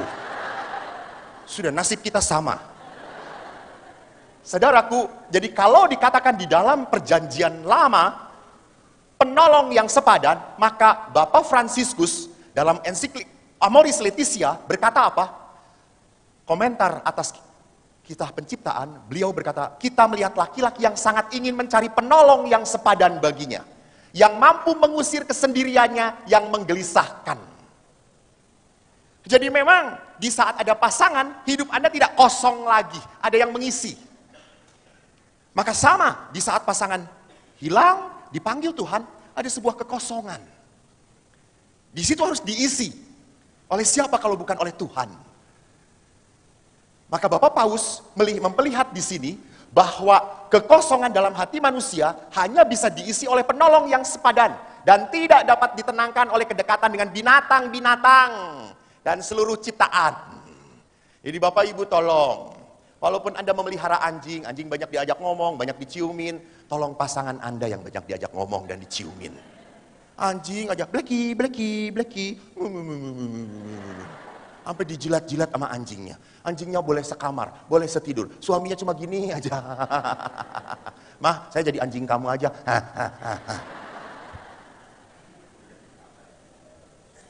Saya ingat seorang suami kurang ajar sekali. Waktu dia berkata, Pastor, saya punya pengalaman dengan anjing saya lucu sekali, Pastor. Kenapa? Ya, waktu kita nikah pertama kali, Pastor, dengan istri. Saya pulang kerja, itu saya pulang, istri saya langsung menyambut saya dengan sukacita, Pastor. Anjing saya menggonggong-gonggong, Pastor. 5 tahun berlalu terbalik, Pastor. Saya pulang, anjing itu menjilat-jilat saya, menyambut saya, istri saya.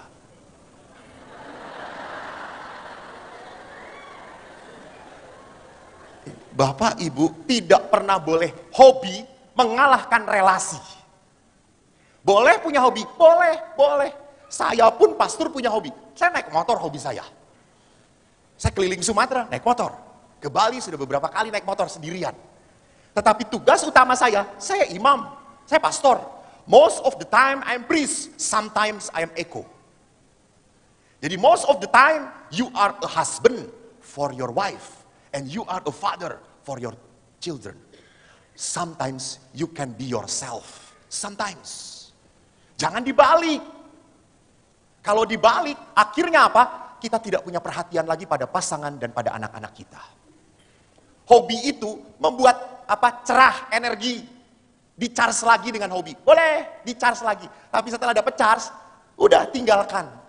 Kembali ke tanggung jawab yang harus saya lakukan. Saya kalau di rumah retret sudah capek, jengkel dengan anak-anak. Saya tidak boleh marah dengan anak-anak. Saya naik sepeda ke gunung. Loncat, jatuh, ketawa.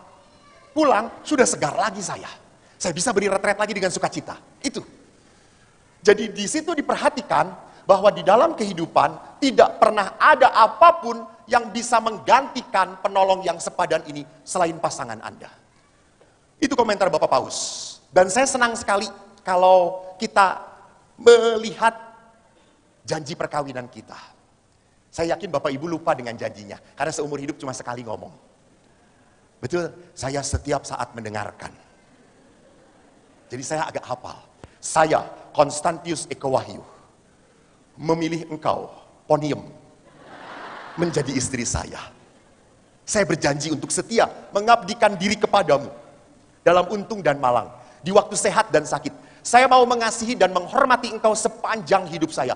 Wah, banyak sekali orang, pasangan suami istri kalau ngomong ini langsung meneteskan air mata. Karena apa? Ini janji berat.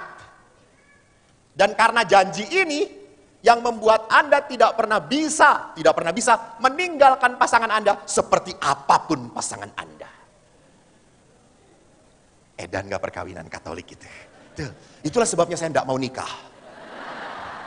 Janjinya berat Di dalam janji ini diperlihatkan pertama, Apa yang dikatakan di sana? Saya memilih engkau menjadi istri saya. Artinya apa? Yang ngomong ini ada kesadaran. Sadar loh, sadar. Maka saya selalu ngomong, sebelum ngomong, kamu sadar? Sadar, sadar pastor. Ya, ini calon kamu. Ya, ngomong ya sekarang. Sadar. Tahu, serta bebas. Maka para pastor sebelum perkawinan ada penyelidikan kanonik. Supaya melihat status bebas mereka. Tidak terpaksa. Dan saya berani ngomong di hadapan jemaat, saya, Eko, mengatakan memilih engkau di sini menjadi istri saya. Saya mulai sekarang tidak akan pernah malu menunjukkan istri saya. Saya selalu bangga dengan istri saya. Itu di depan publik. Karena sering kali kalau saya datang ke pesta, tempat pesta, saya lihat bapak-bapak sedang antri makanan. Pak, sendiri? Enggak. Mana istri? Tuh di pojok tuh, gendut tuh sana tuh lihat robot. Jadi lihat apa yang saya mau katakan. Kenapa yang secara publik harusnya berani mengakui, kok tiba-tiba dia berani menyakiti? Maka ada dua maksud di sini. Pertama sadar, yang kedua adalah apa? Di depan publik saya tidak pernah malu dan ragu mengakui pasangan saya. Maka siapapun pasangan Anda akan tetap berkata, dia pasangan saya, dia pilihan saya. Kalau punya orang tua, Anda bisa memilih atau tidak? Tidak bisa. Dengan pasangan hidup, bisa memilih atau tidak? Bisa, betul, bisa. Anda hidup bersama pasangan karena pilihan Anda. Kedua, lihat di sini, saya berjanji untuk setia mengabdikan diri kepadamu dalam untung dan malang, di waktu sehat dan sakit. Mau menunjukkan bahwa cinta saya tidak boleh berdasarkan perasaan. Jadi kan kalau perasaan itu kan naik turun. Ibu sudah menikah dengan, ini suami ya Bu ya? Sudah menikah berapa tahun? 33, 34. Lihat, memang kesadarannya berbeda satu sama lain. 34 tahun. Hampir 34 tahun, karena ini 2020. Masih ingat tanggal dan bulan berapa menikahnya Pak? Masih hebat. Berapa? 31, betul Bu? 31 Maret, betul. 31 Maret. 34 tahun, hampir 34 tahun menikah dengan pasangan. Lalu saya ingin bertanya, waktu awal menikah, berapa persen cintanya? Pasti 100%. Oh, siapa yang ngebet? Bapak atau ibu? Yang ingin banget dikawini. Siapa? Loh kok ketawa? Hehehe. Ditanya kok. Bapak atau ibu? Ibu ya Pak ya? Kelihatan ibu yang sangat sayang banget. Sekarang ibu tinggal berapa persen cintanya? Seringkali kalau cinta berdasarkan perasaan, itu akhirnya naik turun. Waktu pasangan menyenangkan, saya sayang banget. Waktu pasangan menjengkelkan, enggak, nyebelin kamu. Keluar, tidur sana di luar. Nih, selimut, sono. Teman saya siapa? Nyamuk. Jadi kalau cinta itu berdasarkan perasaan, bisa datang dan pergi. Namanya juga perasaan. Kalau suami bawa oleh-oleh banyak, menyenangkan, langsung, ih suamiku baik banget. Ih I love you, mat. Gitu. Karena menyenangkan. Lalu membuat saya senang pada dia. Tetapi di dalam sebuah perkawinan Katolik, saya berjanji setia dalam untung dan malang. Itu berarti apa? Kasih bukan berdasarkan perasaan, tapi kasih yang agape. Bertahan, teguh, rela menyerahkan diri. Cinta yang paling didambakan oleh hati kita. Maka cinta di dalam perkawinan adalah cinta seperti salib Tuhan. Itu cinta. Jadi cinta itu memang Anda harus mau rela menderita sakit untuk orang yang dicintai. Bukan hanya sakit untuk orang yang dicintai, tetapi juga sakit dan menderita karena orang yang dicintai. Ini cinta yang dituntut oleh gereja. Kau tidak pernah boleh meninggalkan dia. Walaupun dia sudah piansui, sudah di kursi roda, diam saja begini. Bu itu siapa bu? Bu, nggak bisa. Itu pasangan saya. Jadi di dalam perkawinan janji ini memperlihatkan kepada kita cinta yang luar biasa. Yang tidak mungkin dilakukan oleh kita kalau kita tidak dekat dengan Tuhan. Maka di dalam ketiga, saya mau mengasihi engkau dan menghormati engkau sepanjang hidup saya. Next, tindakan kemauan saya ini tidak akan pernah berhasil apabila kita tidak pernah mencari kekuatan dari Allah.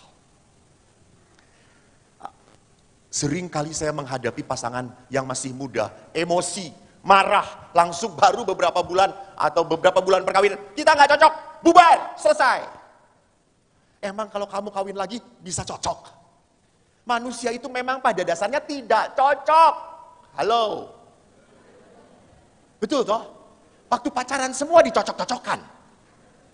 Karena waktu pacaran itu indah segalanya, you know. Saya sering cerita, saya tuh kalau di rumah retret tidak ada kerjaan, saya lihat orang pacaran. Tanpa rasa iri dan tanpa rasa jengkel. Enggak. Kenapa saya senang melihat orang pacaran? Saya ngelihat laki-laki kalau pacaran ngomongnya tingkat dewa. Edan. Dan perempuan percaya aja. Neng, lihat neng, ada bintang banyak banget ya neng ya. Iya ya, banyak banget ya. Bisa ngitung gak? Wah, tidak penting neng. Yang penting yang paling terang adalah bintang yang di sampingku ini. Gitu. Kita tekan malam-malam pacarannya ya. Kan aku teh dingin neng kedinginan. Iya, ini pakai jaket, pakai aja oleh neng ya. Nanti kedinginan, kan bersama neng selalu ada kehangatan. Gitu ya Neng itu lucu neng. Apanya lucu Iya, waktu aku pasang jaket ke neng itu lucu. Punggung neng lucu. Iya, lihat punggung aku. Ya iya kan aku pasang jaket. Apa lucunya Iya masa ada malaikat gak ada sayapnya. Perempuan dikit langsung I believe I can fly, you know. Padahal itu semua bohong, saudara-saudara. Dan perempuan senang aja, iya. Pak, coba pulang dari seminar nanti berdua, Bu, Ibu lucu punggungnya ya Bu. Kenapa? Banyak panu. Saya yakin digampar Anda. Jadi saudaraku yang terkasih, lihat bahwa perkawinan itu adalah bukan cinta romantisme, bukan. Cinta yang berani menanggung resiko. Aku yang mau menikah dengan dia, enak rapena. Penak ke wae. Ya, itu. Maka saya itu selalu dikenal dengan pastor hauce. Lama-lama juga hauce sencingping. Jadi di sini diperhatikan bahwa saya tidak mungkin kuat kalau tidak mempunyai Tuhan. Maka Paus Benediktus ke-16 mengingatkan, kita hanya dapat mencintai seperti Kristus. Nah itu, mencintai seperti Kristus, bukan mencintai seperti manusia. Tolong. Kalau mencintai seperti manusia sih gampang. Dia menyenangkan, I love you. Dia menyebalkan, I tendang you. Lu banyak uang, I love you much. You ndak ada uang, abang pergilah. Nggak. Kalau kita mencari cinta seperti Kristus, Bapak Paus berkata apa? Kita hanya dapat mencintai seperti Kristus kalau kita menemukan kekuatan di dalam ekaristi dan pengampunan.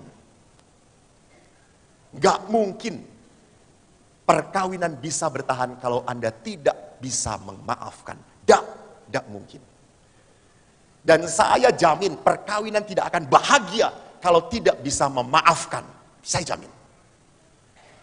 Maka perkawinan akan kering, akan menjemukan kalau dua-duanya cuma diem.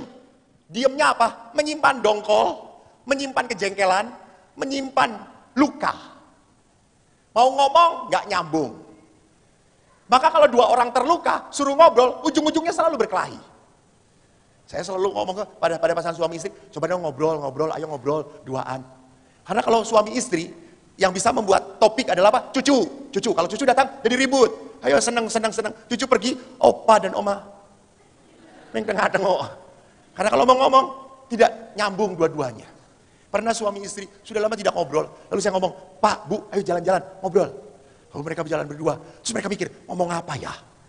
Terus ya, kata Romo suruh ngobrol. Kita ngobrol apa? Pusing, saya juga nggak tahu. Udah jalan aja. Tiba-tiba istrinya karena ingin ngobrol, dia ngomong, Papa, lihat itu, ayamnya lucu ya. Lalu suaminya, ya gendut kayak kamu ya ayamnya. Langsung marah lagi istrinya.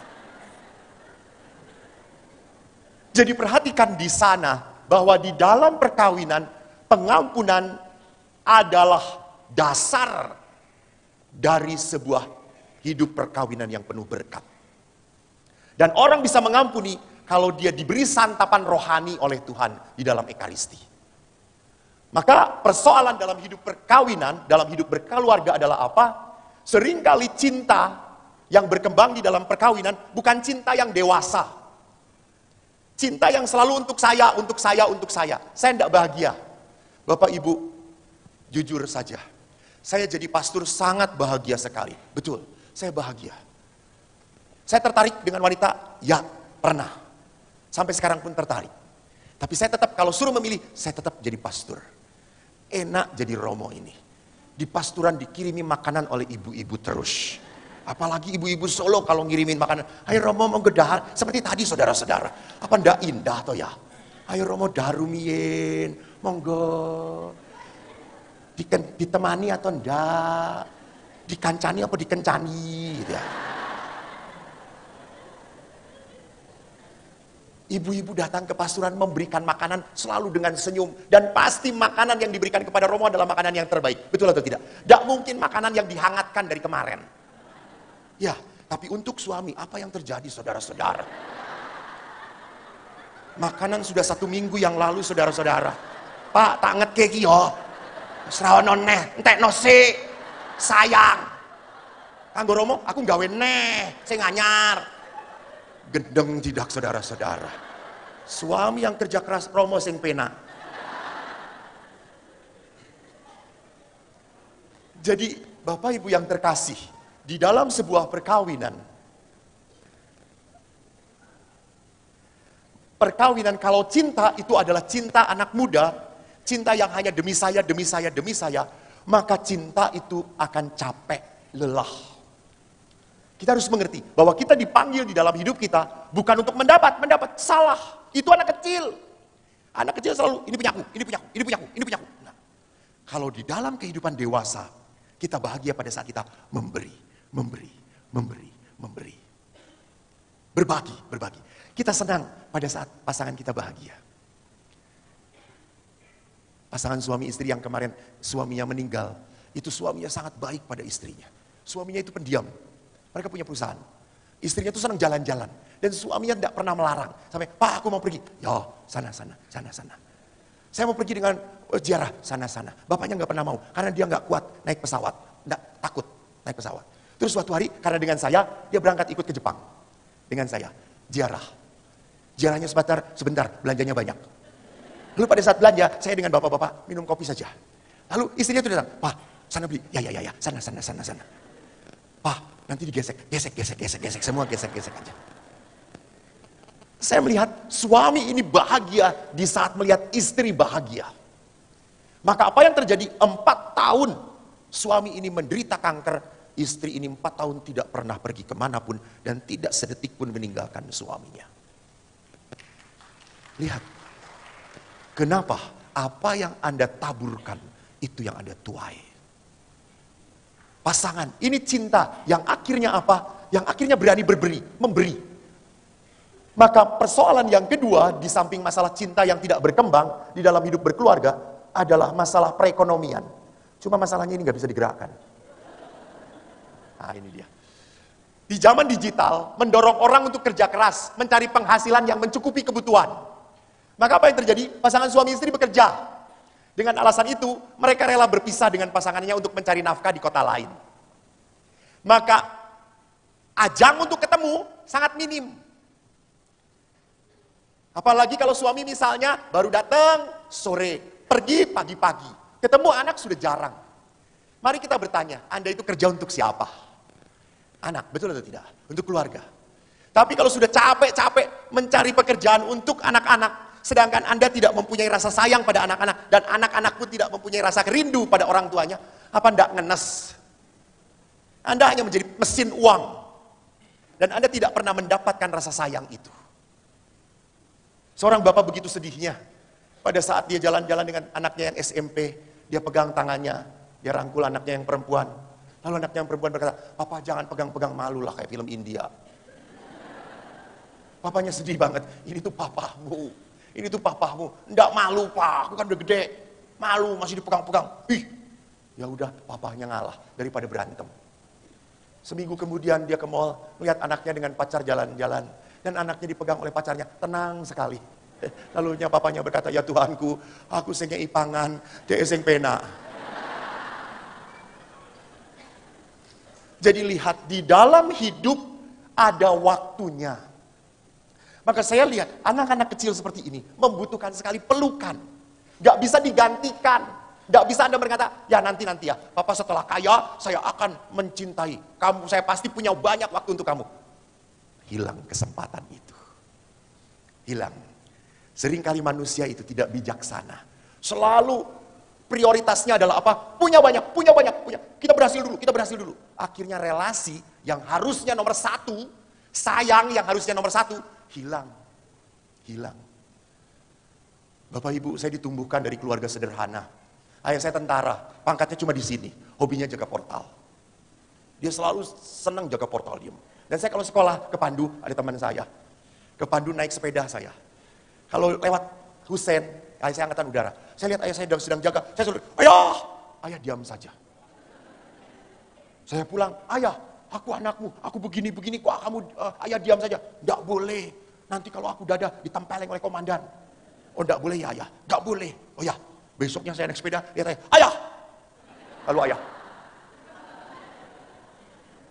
Lalu ayah berkata, nak, hanya satu-satunya yang lewat ayah hormat duluan kamu. Biasanya ayah duluan yang hormat, nak, kata dia itu. Ayah begitu sederhana, tapi kami menikmati kebersamaan. Dan ayah itu begitu pandai untuk mensyukuri keluarga. Ibu saya bidan. Kalau pulang kerja, masak itu pastikan yang cepat. Yang cepat disajikan. Karena masak pulang kerja bareng-bareng. Maka apa yang cepat? Kalau yang cepat itu adalah buat sayur bening, yaitu apa? Bayam. Dan gorengnya tempe. Tidak pernah hilang dari menu kami sehari-hari. Dan kami itu kalau sudah suruh makan, semua anak-anak mencucu. You know mencucu? Mulutnya bisa ditaruh konde. Tapi ayah kalau udah makan, enak tenan, bayam mbokmu ki enak, yen mbok ki mu masak ki enak tenan le. Entekno. Lalu saya bilang, bayam enak, koyo ngene enak. Terus adik saya, iya. Kadang-kadang kami bercakap bahasa Jawa yang tidak jelas itu gitu ya. Lalu kami makan, ayah itu selalu memuji. Pulang kerja, ibu tuh tidak pernah ayah pulang langsung ngadu. Tuh si Eko bandel, tuh dia tadi dapat nilainya 3, terus. Tidak pernah. Bapak pulang, ibu tuh cuma diem. Pak, Bapak masuk, ganti baju, pakai celana pendek, duduk. Ibu selalu udah naruh teh anget. Dia kocokkan, minum dulu Pak. Lalu Bapak diem, minum dulu. Baru ibu ngobrol. Jangan pernah lupa ibu-ibu, kalau Bapak pulang dari kerja, rohnya belum datang. Jangan ajak bicara, rohnya telat datangnya. Bapak saya itu setelah tenang, duduk nyaman, baru ibu ngobrol, bicara, baru kita makan. Dan ayah itu begitu mensyukurinya. Sampai kalau kami pergi ke Muntilan, ibu saya orang Muntilan, ayah saya orang Klaten.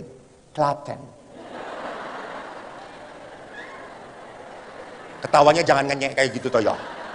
Itu nenek moyang saya. Saya orang Klaten. Ibu Muntilan.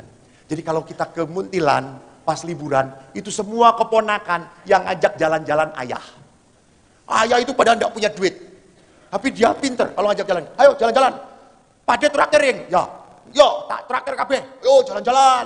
Gitu ya. Kita bersepuluh keponakannya. Mlebu kabeh, angkot, naik angkot. Kue pangku. Gitu ya. Jadi 10 bayar 5. Ayah pangku 2 gitu ya.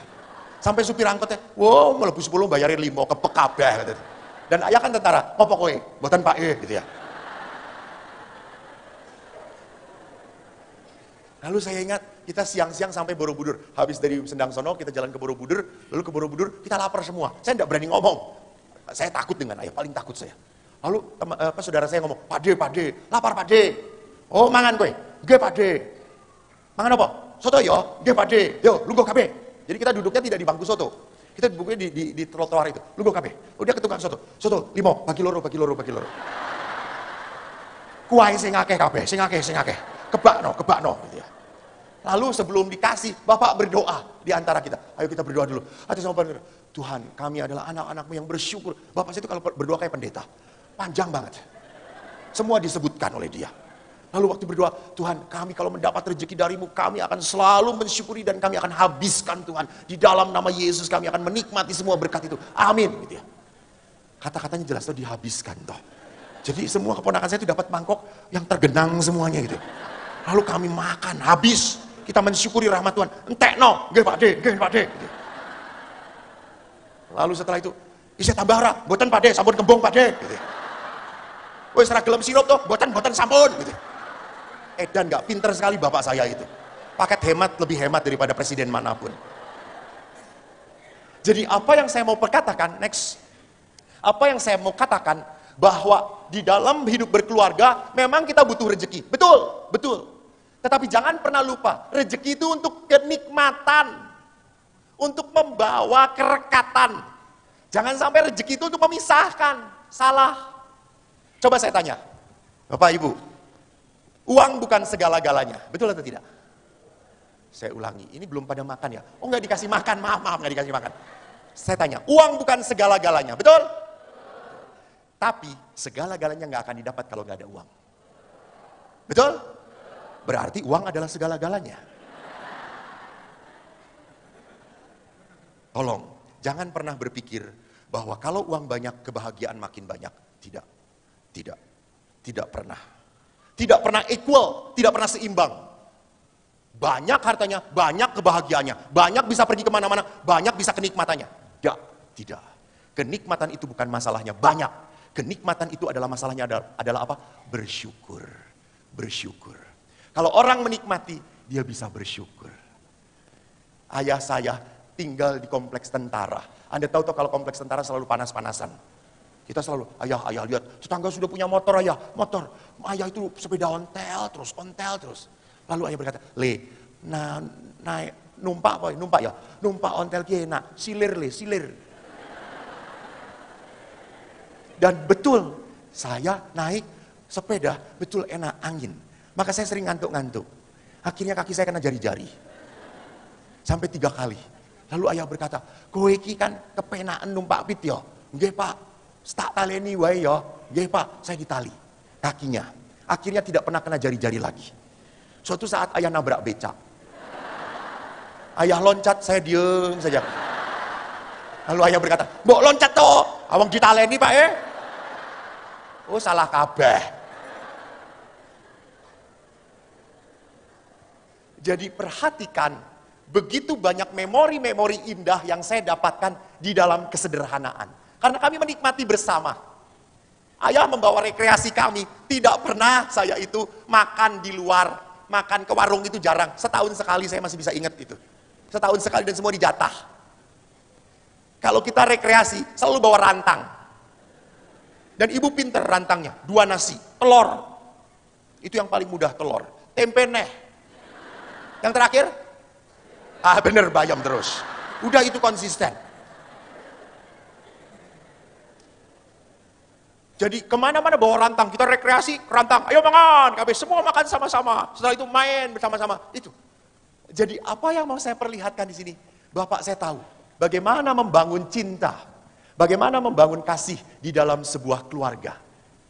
Jadi pasangan suami istri yang bekerja, tolong renungkan kembali, Anda cari apa? Hal ini menyebabkan mereka mempunyai kesempatan untuk bertemu dengan sangat terbatas. Jadi berhati-hatilah.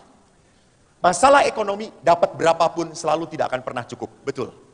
Tidak akan pernah cukup. Sampai kapan Anda mencari? Anda sudah kehilangan pasangan Anda. Anda sudah kehilangan intimitas dengan pasangan Anda. Next. Beberapa persoalan lain yang dapat menimbulkan ketegangan. Pertama, karakter pasangan yang berbeda setelah menikah. Ya. Suami tadinya penuh perhatian, penuh pengorbanan. Sekarang pintar sekali mengorbankan istrinya. Tadinya mau bekerja untuk kamu, sekarang kamu sana, kamu sana. Kamu yang ngerjain. Seringkali kalau anak-anak belajar juga, kalau Pak ini gimana? Mama. Semuanya mama. Jadi di situ lihat bahwa karakter setelah menikah akan berubah. Rendah diri suami karena istri memiliki pendidikan atau karir yang lebih tinggi. Saya tidak akan banyak melihat sini. Bisa terjadi juga campur tangan mertua. Maka ada orang yang ngomong, siapa pasangan yang paling bahagia di dunia ini? Adam dan Hawa. Karena Adam dan Hawa tidak punya mertua. Kadang-kadang mertua ngerungsungi. Dia punya anak ya, laki-laki yang begitu dia sayang. Lalu dia ngomong apa ya? Jangan lupa ya ke mantunya yang perempuan.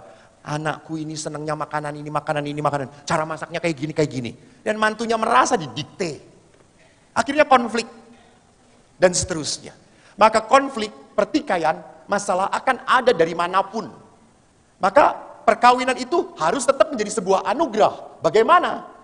Mari kita lihat apa yang dikatakan oleh Paulus tentang kasih. Begitu banyak definisi kasih. Saya hanya mengambil beberapa kasih, beberapa poin saja. Paus Fransiskus menulis tentang kasih begitu panjang. Beliau mengatakan kasih itu ramah. Apa itu? Kasih tidak suka membuat orang lain menderita. Kasih itu tidak tega. Kalau melihat, tolong tidak dirubah pakai ini saja. Jangan rubah lagi ke manusia. Itu aja. Kasih itu tidak tega melihat pasangannya capek sendiri. Saya pagi-pagi kalau sekolah tidak pernah dikasih uang jajan. Saya selalu dapat makanan nasi goreng dari ibu. Dan nasi goreng ibu itu tidak pernah sampai sekarang kutemukan kembali. Apalagi ibu sudah dipanggil Tuhan. Ibu tuh kalau buat nasi goreng saya ingat pagi-pagi bangun tidur masih pakai daster, kutangnya nyangklek di sini, suwek kene, bolong udele, pokoknya udah nggak jelas daster itu. Seusia saya mungkin daster itu tipis dan transparan. Bangun tidur masih ada di sini ilernya, nyangklek neng kene gitu ya. Rambut acak-acakan. Beliau membuat nasi goreng sambil merem-merem, nasi gorengnya enak banget. Seng, plok, plok, plok, semua masuk. Dan suatu saat ibu sakit, ganti oleh ayah. Ayah berkata, aku tak gawe no nasi goreng yole. Ge pak, apa yang terjadi? Garam merundul-merundul kabel. Dan kami akhirnya berkata, ibu ayo cepat sembuh bu, cepat sembuh bu. Kenapa? Kalau ibu gak sembuh-sembuh kami meninggal bu. Tapi apa yang saya mau katakan, ayah tahu. Bagaimana suatu saat istri saya harus beristirahat. Saya yang bekerja. Menggantikan. Ayah tidak pernah tega melihat ibu repot sendirian. Nah, ayah selalu turun tangan. Saya tidak pernah melihat ayah maaf ya. Saya nggak pernah lihat ayah duduk, lalu teriak, bu, kopi. Nggak pernah tuh. Karena ibu pun mungkin, ayah pun tahu, kalau ibu sedang sibuk, dia diam. Udah beres, tahu, ibu akan membuatkan kopi. Dia tidak menuntut. Nggak. Dan ayah saya tidak pernah melihat ayah saya semarah apapun pada ibu. Yang memang ngomong keras, tapi tidak pernah sampai nempeleng. Nyolek pun nggak pernah. Nggak. Yang dihajar selalu anak pertama. Objek penderitanya saya. Tapi saya tidak pernah melihat mereka betul-betul keras. Dah. Kenapa? Mereka, saya melihat tidak suka membuat orang lain menderita. Maka menjadi sebuah keindahan. Waktu ibu pensiun dari rumah sakit, ibu kena serangan, ibu kena stroke. Dan ibu tidak bisa apa-apa, ibu tergolek. Dan siapa yang melayani ibu? Ayah. Setiap pagi ayah memangku ibu ke kamar mandi. Dimandikan, digantikan bajunya, lalu berjemur, ayah buat makanan, disuapi, terus ayah lakukan. Sampai suatu saat kami anak-anaknya berkata, ayah kita panggil suster perawat, supaya ayah ditolong. Ayah berkata, ndak, aku baik. Dulu ibumu merawat dan melayani aku dengan baik. Kalau sekarang ibumu sakit, jatah saya melayani dia. Ini lihat. Maka waktu ayah 5 tahun setelah melayani ibu, ayah kena penjepitan tulang belakang. Dan dokter mengatakan, Bapak tidak boleh mengangkat lagi yang keras, yang berat-berat. Anda tahu, Bapak saya menangis. Saya tanya, ayah kenapa menangis? Ayah saya berkata, saya tidak bisa menggendong ibu kamu lagi. Lihat, saya tidak bisa melayani ibu kamu lagi. Jadi penderitaan yang dia alami, dia hubungkan dengan orang yang dia cintai. Saya tidak bisa mengungkapkan cinta lagi pada ibumu. Jadi di sini lihat bahwa di dalam perkawinan kasih ramah itu artinya apa? tidak suka membuat orang lain menderita. Yang kedua, kasih itu tanpa kemarahan. Betul bahwa pasangan Anda punya kelemahan. Ya, betul. Pasangan Anda bukan malaikat. Adapun demikian. Maka kalau ada kekurangannya, tolong ingat bahwa dia banyak kelebihannya. Kalau ada sesuatu yang menyakiti hati Anda, jangan lupa banyak hal dia itu membuat Anda tertawa dan bahagia. Jadi ingatlah, marah itu seperti tadi, spontan, perasaan. Diam sejenak pun toh reda lagi. Maka jangan pernah diatur oleh kemarahan di dalam batin Anda. Dan yang terakhir, yang ketiga, Bapak Paulus mengatakan, kasih itu menutupi segala sesuatu. Nggak mau, nggak tega ngomongin hal yang jelek tentang pasangan di depan orang lain. Karena suka menyedihkan toh, kalau sambil nunggu anak di sekolah, bojoki kok yang ini, podo bojoku ya podo kok. Oh yang ngono podo parahe, ya lebok ke panti jompo wae, ya. Jadi jangan sampai senang sekali, maaf ya, ibu-ibu, bapak-bapak, jangan sampai menjadi orang yang senang sekali punya litani penderitaan. Sorry. Jadilah manusia yang mempunyai litani berkat, litani sukacita, litani kebahagiaan. Kumpulkan berkat daripada kumpulkan penderitaan. Maka coba lihat sekarang. Next. Nah, coba kalau lihat ini. Apa yang Anda lihat di depan ini? Hah? Ya, banyak sekali orang akan mengatakan, saya melihat titik hitam. Sedikit sekali orang yang akan mengatakan, saya melihat layar putih. Mengapa Anda hanya meributkan titik hitam yang kecil, sedangkan layar yang putih itu begitu besar? Mengapa kita meributkan kelemahan suami kita yang sedikit, kelemahan istri kita yang biasa aja, padahal dia sudah begitu lama melayani engkau. Jadi lihatlah hal-hal yang indah.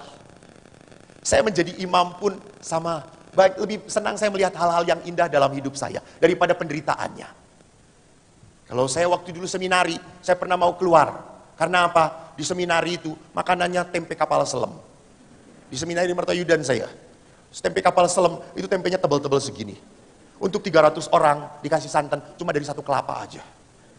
Dan yang masaknya bapak-bapak. Anda tahu bapak-bapak naik ke atas skuter kayak gini. Itu netes semuanya ke situ. Jadi asinnya sudah tidak jelas. Sampai akhirnya saya itu mengatakan, Pak, wis dadi romo ki ra penak tenan, Pak. Wis pendidikannya susah, belajarnya panjang, lama. Udah gitu kalau udah jadi ndak boleh nikah, Pak. Lalu Bapak berkata, saya ngarep dadi romo ki kowe le. Ya wen ra kuat, ya wen wis ra kuat ya metuwa. Ra apa-apa, kowe tetep anakku. Hanya kata-kata itu begitu menguatkan saya sampai akhirnya suatu malam saya pulang ke rumah, dan waktu pulang ke rumah tengah malam saya kencing.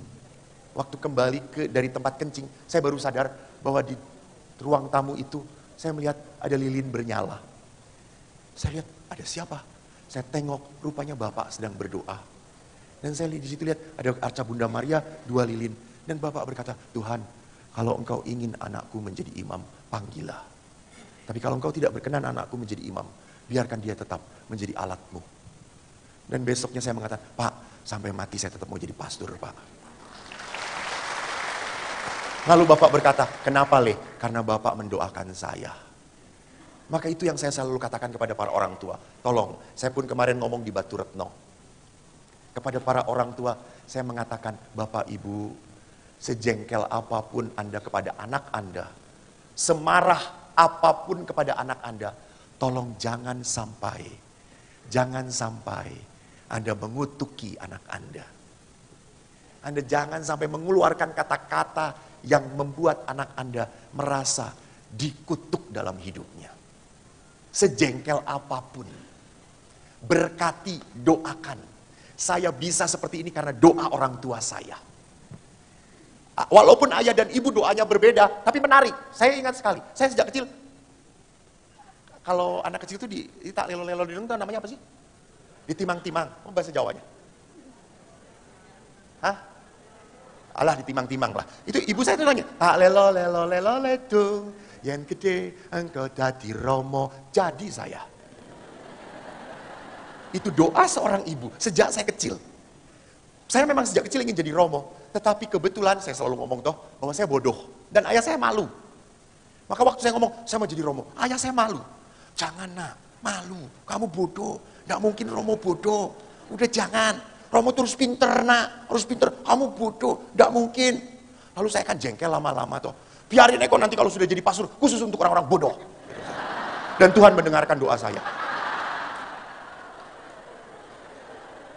Saya tidak mengatakan Anda bodoh ya. Itu kesimpulan Anda gitu ya. Dan yang menarik, kalau saya dibodoh-bodohin oleh ayah, ibu saya selalu mengatakan, sini-sini kok, Eko anak ibu.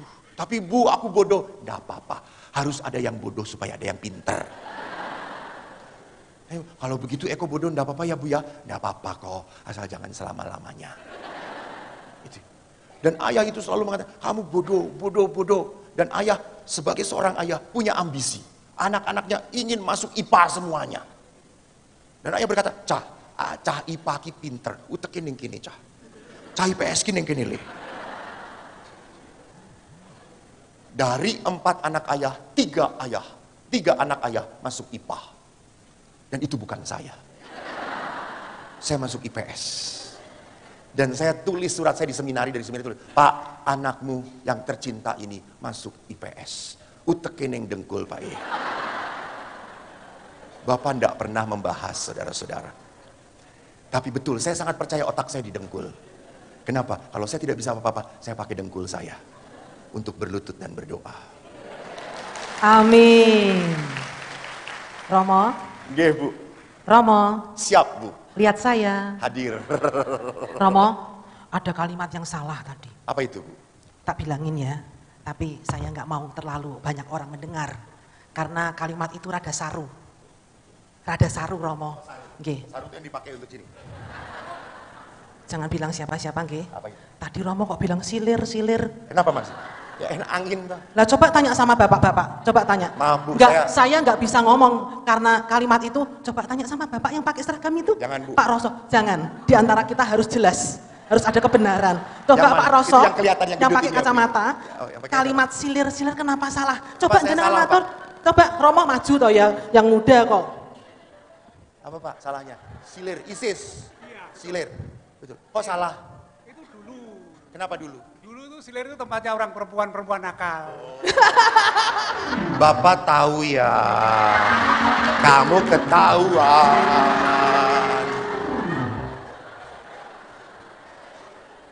Nah, Oh, begitu toh. Saya enggak tahu. Ya. Atau pura-pura enggak tahu.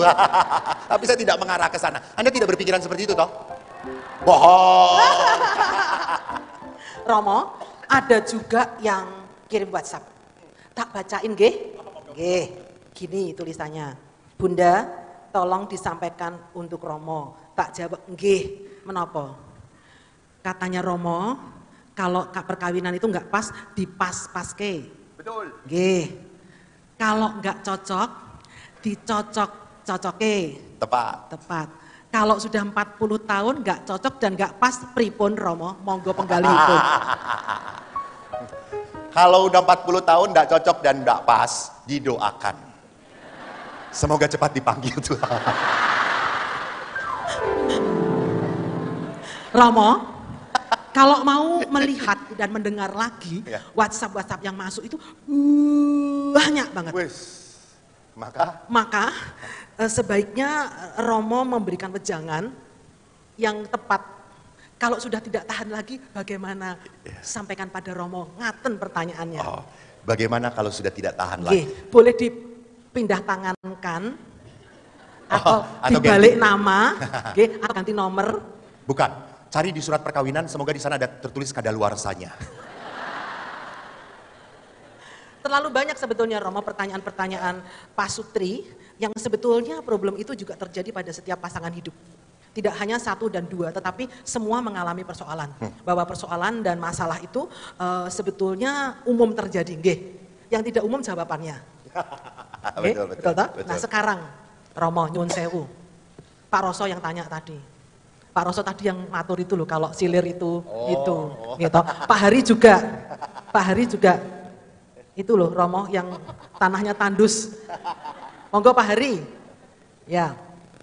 Ada banyak persoalan-persoalan dalam hidup dan dalam pernikahan yang tidak bisa dibahas dalam waktu 2,5 jam Romo ada di tempat ini. Tentu pembahasan ini tidak bisa menyenangkan semua orang, Romo. Ya. Tentu juga jawaban-jawaban yang diharapkan untuk memenuhi ruang yang kosong ketika pulang nanti bisa jadi di dalam mobil malah diem-dieman. Ya kan? Ya, ya. Sarannya tadi kan komunikasi. Betul. Ya kan? Kalau bisa mulai memegang tangan di Romo. Iya, betul. Gini, saya nggak berani. Pak Hora lupa, kita tidak tak lupa. Nah, kalau tetap Romo, ada kekakuan, ego di dalam diri masing-masing, mencairkannya tuh caranya piye? Cobi. Dengan Bapak Ibu, laki-laki kalau sudah kumpul kan banyak diamnya. Kalau perempuan kumpul ngomong terus. Kalau laki-laki kan cuma, udan ya mau. Saya udan ra, bo. Praktis. Singkat pada, pria memang beda dengan laki-laki. Nah sekarang Pria beda dengan laki-laki. betul. Ini nggak salah. Pria laki beda toh, kan pria wanita udah biasa. Kalau pria dengan laki udah beda. Oke, dengerin ya, Pak. Oke. Pria tidak setipe dengan wanita. Maka bagaimana kebekuan itu? Carilah hal yang menyenangkan dua-duanya.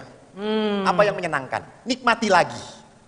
Kalau dulu Anda pacaran senang sekali naik motor, enggak apa-apa lakukan sekarang, enggak penting masuk angin. Ya, silir-silir. Silir melulu ibu sih. Nanti saling keroan. Lakukan hal yang menyenangkan bersama-sama. Lakukan. Itu akan mencoba mencairkan suasana. Dan mungkin kami tidak menemukan hal yang sama, Pastor. Tadi kan bisa jadi kesenangan suami nonton sepak bola. Istri mungkin pening nonton sepak bola. Ya sudah, temani saja. Anda tidak mengerti tidak apa-apa, tapi kehadiran Anda pijetin. Nggak perlu sepanjang 2 jam pertandingan, enggak, 5 menit duduk sama-sama, tanya, Pak, rame ya? Siapa ini dengan siapa? Siapa pemainnya? Jangan mengatakan, bola kok ditonton kaya ngene apa? Artinya mana jelas. Gitu ya. Anda yakin suami langsung, go, go, go, go, go, go. Jadi carilah hal yang menyenangkan bersama, biar membangun kembali suasana. Romo, ada juga pertanyaan. Kalau istri, maaf ya Romo, maaf ya Pak Hari, rupanya ora tau nyenengke. Merengut terus. Terus suaminya bilang begini, Romo, nyuwun sewu, ini pertanyaan umat. Rai kok kayak silit pitik ngomongnya gitu. Ini lebih saru, silet pitik gitu ya. Romo, ini pertanyaan dari umat, Romo. Jadi bukan ibu ya. Jadi saya nggak salah. Saya sedang membayangkan silit pitik ini kayak mana. Istrinya ngamukan, Romo. Betul. Para istri, ingatlah bahwa pria itu butuh keindahan. Butuh keindahan. Jadi cobalah saat-saat tertentu bermake up lah di depan pasangan Anda. Bagi pasangan Anda. Memang pasangan Anda pun jarang akan memuji, jarang Bu. Sudah pan perempuan itu kalau mau kondangan semua ditempelin. Suami cuma, oh. Piye Pak? Sering kita juga menemukan kenapa istri jadi seperti itu. Kayak silit pitik. Itu pun terjadi karena suami tidak pernah menghargai istrinya. Tepuk tangan. Istri Bapak, Pak dengerin Pak. Jadi istri itu butuh apa? Istri itu butuh sayang. Maka Paulus berkata, hai suami, sayangilah istrimu. Rasa sayang itu diungkapkan dengan apresiasi. Dengan mengatakan, mah cantik sekali kamu. Bagus sekali, dandanannya indah banget. Jangan dipuji, mah samcanmu kelihatan mah. Kok gede yo mah itu ya. Karena saya juga suka lucu Bu, lucu banget. Saya itu sering potret dengan ibu-ibu. Sering dipotret dengan Dipotret ibu-ibu. bersama ibu-ibu. Ya. Dan beberapa ibu-ibu berkata, ulangi. Kenapa? Saya kelihatan gendut. Terus saya berkata, memang gendut kata saya itu. Loh, Romo sama dengan saya juga. Begitu. Foto. Bunda, ulang. Saya tadi kelihatan gemuk. Ya situ yang gemuk, situ yang diet. Saya tidak begitu Bu. Kalau ibu mau dipotret dengan saya tidak mau gemuk di belakang saya. Ibu nongol di sini ke kepalanya kata saya. Romo, satu lagi. Bagaimana, ini saya tunggu hening dulu Romo. Kalau istrinya suka dibanding-bandingkan dengan orang lain. Nah, misalnya Istrinya sih tidak kecil, jangan bilang gemuk. Ada tidak kata-kata kecil. lain yang Oh, lebih baik supaya tidak menyinggung perasaan orang. Dan juga hidungnya minimalis. Alias pesek. Loh, jangan terlalu vulgar, Oh, oke? iya, betul. Nanti menyakiti hati orang lain. Tadi kan Romo sudah menulis, Betul, kasih betul. tidak menyakiti hati orang lain, betul, ya. tidak kecil. Betul. Oh, Lalu tidak kecil. minimalis. Minimalis. Ya kan, Ji? Tapi ada orang lain yang sampai bulu matanya dipasang 8 tumpuk. Kedil. Nah, ya Romo. Sampai kabutan ya, Bu. Oke. Lalu istrinya jalan turun aja susah. Lalu dibanding-bandingkan. Sakitnya tuh di sini. Pripun Romo, monggo penggalih. Ya, memang di saat anugerah itu dibandingkan, kita sudah tidak akan bisa melihat lagi berkat. Berkat Allah itu justru terjadi di dalam hal yang biasa-biasa saja. Berkat Allah itu tidak sensasional, tidak melalui hal yang hebat, tidak. Allah mengubah istri Anda tadi, yang minimalis menjadi pas-pasan. Yang apa? Hidungnya? Minimalis. Oh, hidungnya minimalis menjadi mancung gitu ya. Orang yang berkelebihan lemak jadi pas-pasan, jadi bagus. Tidak. Justru tadi, bagaimana saya bisa melihat berkat hal yang baik di dalam pasangan saya. Dan itu hanya bisa terjadi kalau kita tidak membandingkan. Allah itu memberi berkat dengan spesial, dengan cara yang tersendiri. Yang sulit kita mengerti. Karena Allah adalah Allah yang istimewa. Maka pada saat kita membandingkan istri kita, itu berarti Anda menghina anugerah dari Tuhan. Tulis. Di situ Anda merendahkan Sang Pencipta. Anda melukai bahwa istri itu anugerah dari Tuhan. Maka pada saat Anda bandingkan, Anda mengatakan, Tuhan, Kau memberikan yang jelek dalam hidup saya. Dan Tuhan akan ngomong, dia jelek karena hidup bersama kamu. Terima kasih Romo. Dan malam hari ini sungguh menjadi berkat buat kita semua. Pak Hari katanya tadi mau tanya sama Romo sesuatu, monggo. Saya kasih waktu 1 menit pertanyaannya. Sebetulnya saya tidak akan bertanya, Romo. Di sini banyak Pak Sutri, ada yang baru 10 tahun, 20 tahun, ada yang sudah 50 tahun termasuk saya. Saya sudah kawin, sudah menikah 50 tahun yang lalu, Romo. Sorry. Romo seneng kalau Ya, ada orang salah, seneng. tentunya kami di sini ini sangat berterima kasih kepada Romo atas wejangannya malam ini yang luar biasa. Sebagai sangu untuk kita semua, Romo. Semua Pak Sutri yang ada di sini maupun yang bukan Pak Sutri, monggo. Wejangan singkat aja yang untuk kita semua, untuk sangu tidur, Romo. Silahkan. Tengah, Romo, nyun sewu tengah. Tengah, ada peraturannya. Satu hal yang ingin saya tekankan lagi Pak Hari, dengan Bapak Ibu yang terkasih. Panggilan berasal dari Allah. Allah tahu bagaimana membahagiakan kita melalui panggilan kita. Maka panggilan itu akan menemukan sukacitanya kembali. Perkawinan itu pun akan menemukan keindahannya kembali kalau kita kembali kepada Allah.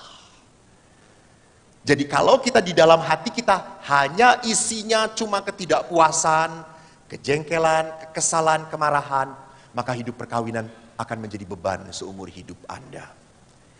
Tetapi kalau Anda makin sadar bahwa perkawinan itu adalah anugerah yang paling indah, yang tidak akan diberikan 2 kali oleh Tuhan kepada kita, maka di saat kesulitan itu pun saya harus kembali kepada Sang Pemberi anugerah. Allah itu selalu membuat kejutan untuk hidup perkawinan Anda. Terima Amin. kasih. Terima kasih, Romo. Sama-sama Bapak. Jadi jawabannya hanya singkat, Bapak Ibu sekalian. Kalau kita ada masalah dengan istri atau suami kita, jawabannya singkat. 1 katanya Romo. Romo ya yang ngendiko, Nggih. kembali kepada Allah. Amin. Terima kasih Romo Matur nuwun, untuk malam Pak. yang indah ini. Nggih, matur nuwun.